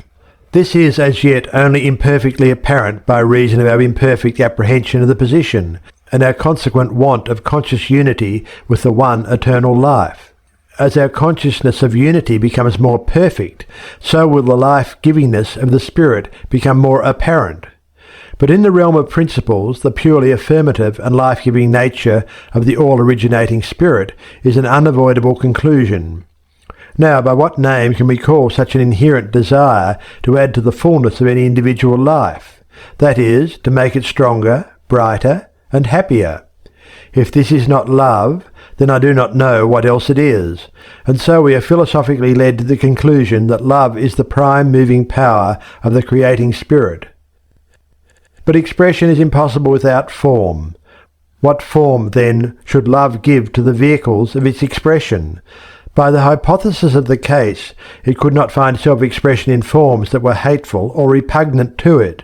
Therefore the only logical correlative of love is beauty. Beauty is not yet universally manifested for the same reason that life is not, namely, lack of recognition of its principle. But that the principle of beauty is inherent in the eternal mind is demonstrated by all that is beautiful in the world in which we live. These considerations show us that the inherent nature of the spirit must consist in the eternal interaction of love and beauty as the active and passive polarity of being. Then this is the power for the working of which our soul faculties are specially adapted. And when this purpose of the adaptation is recognized, we begin to get some insight into the way in which our intuition, imagination, and will should be exercised. By training our thought to habitually dwell upon this dual unity of the originating forces of love and beauty, the intuition is rendered more and more sensitive to ideas emanating from this supreme source, and the imagining faculty is trained in the formation of images corresponding to such ideas, while on the physical side the molecular structure of the brain and body becomes more and more perfectly adjusted to the generating of vibratory currents tending to the outward manifestation of the originating principle. Thus the whole man is brought into unison with himself and with the supreme source of life, so that, in the words of St. Paul, he is being day by day renewed after the image of him that created him. Our more immediately personal recognition of the all-originating love and beauty will thus flow out as peace of mind, health of body, discretion in the management of our affairs, and power in the carrying out of our undertakings. And as we advance to a wider conception of the working of the spirit of love and beauty in its infinite possibilities, so our intuition will find a wider scope, and our field of activity will expand along with it. In a word, we shall discover that our individuality is growing, and that we are becoming more truly ourselves than we ever were before. The question of the specific lines on which the individual may be most perfectly trained into such recognition of his true relation to the all-embracing spirit of life is therefore of supreme importance, but it is also of such magnitude that even to briefly sketch its broad outlines would require a volume to itself, and I will therefore not attempt to enter upon it here, my present purpose being only to offer some hints of the principles underlying that wonderful threefold unity of body, soul, and spirit, which we all know ourselves to be. We are as yet only at the commencement of the path which leads to the realization of this unity in the full development of all its powers. But others have trodden the way before us, from whose experiences we may learn, and not least among these was the illustrious founder of the most Christian fraternity of the Rosicrucians. This master mind, setting out in his youth with the intention of going to Jerusalem, changed the order of his journey and first sojourned for 3 years in the symbolical city of Damcar, in the mystical country of Arabia, then for about a year in the mystical country of Egypt, and then for 2 years in the mystical country of Fez. Then, having during these 6 years learned all that was to be acquired in those countries, he returned to his native land of Germany, where, on the basis of the knowledge he had thus gained, he founded the fraternity R.C., for whose instruction he wrote the mystical books M and T. Then, when he realized that his work in its present stage was accomplished, he of his own free will laid aside the physical body, not, it is recorded, by decay or disease or ordinary death, but by the express direction of the Spirit of Life, summing up all his knowledge in the words, Jesus mihi omnia. And now his followers await the coming of the artist Elias, who shall bring the magnum opus to its completion. Let him that readeth understand. End of chapter 16. End of the Edinburgh Lectures on Mental Science by Thomas Troward.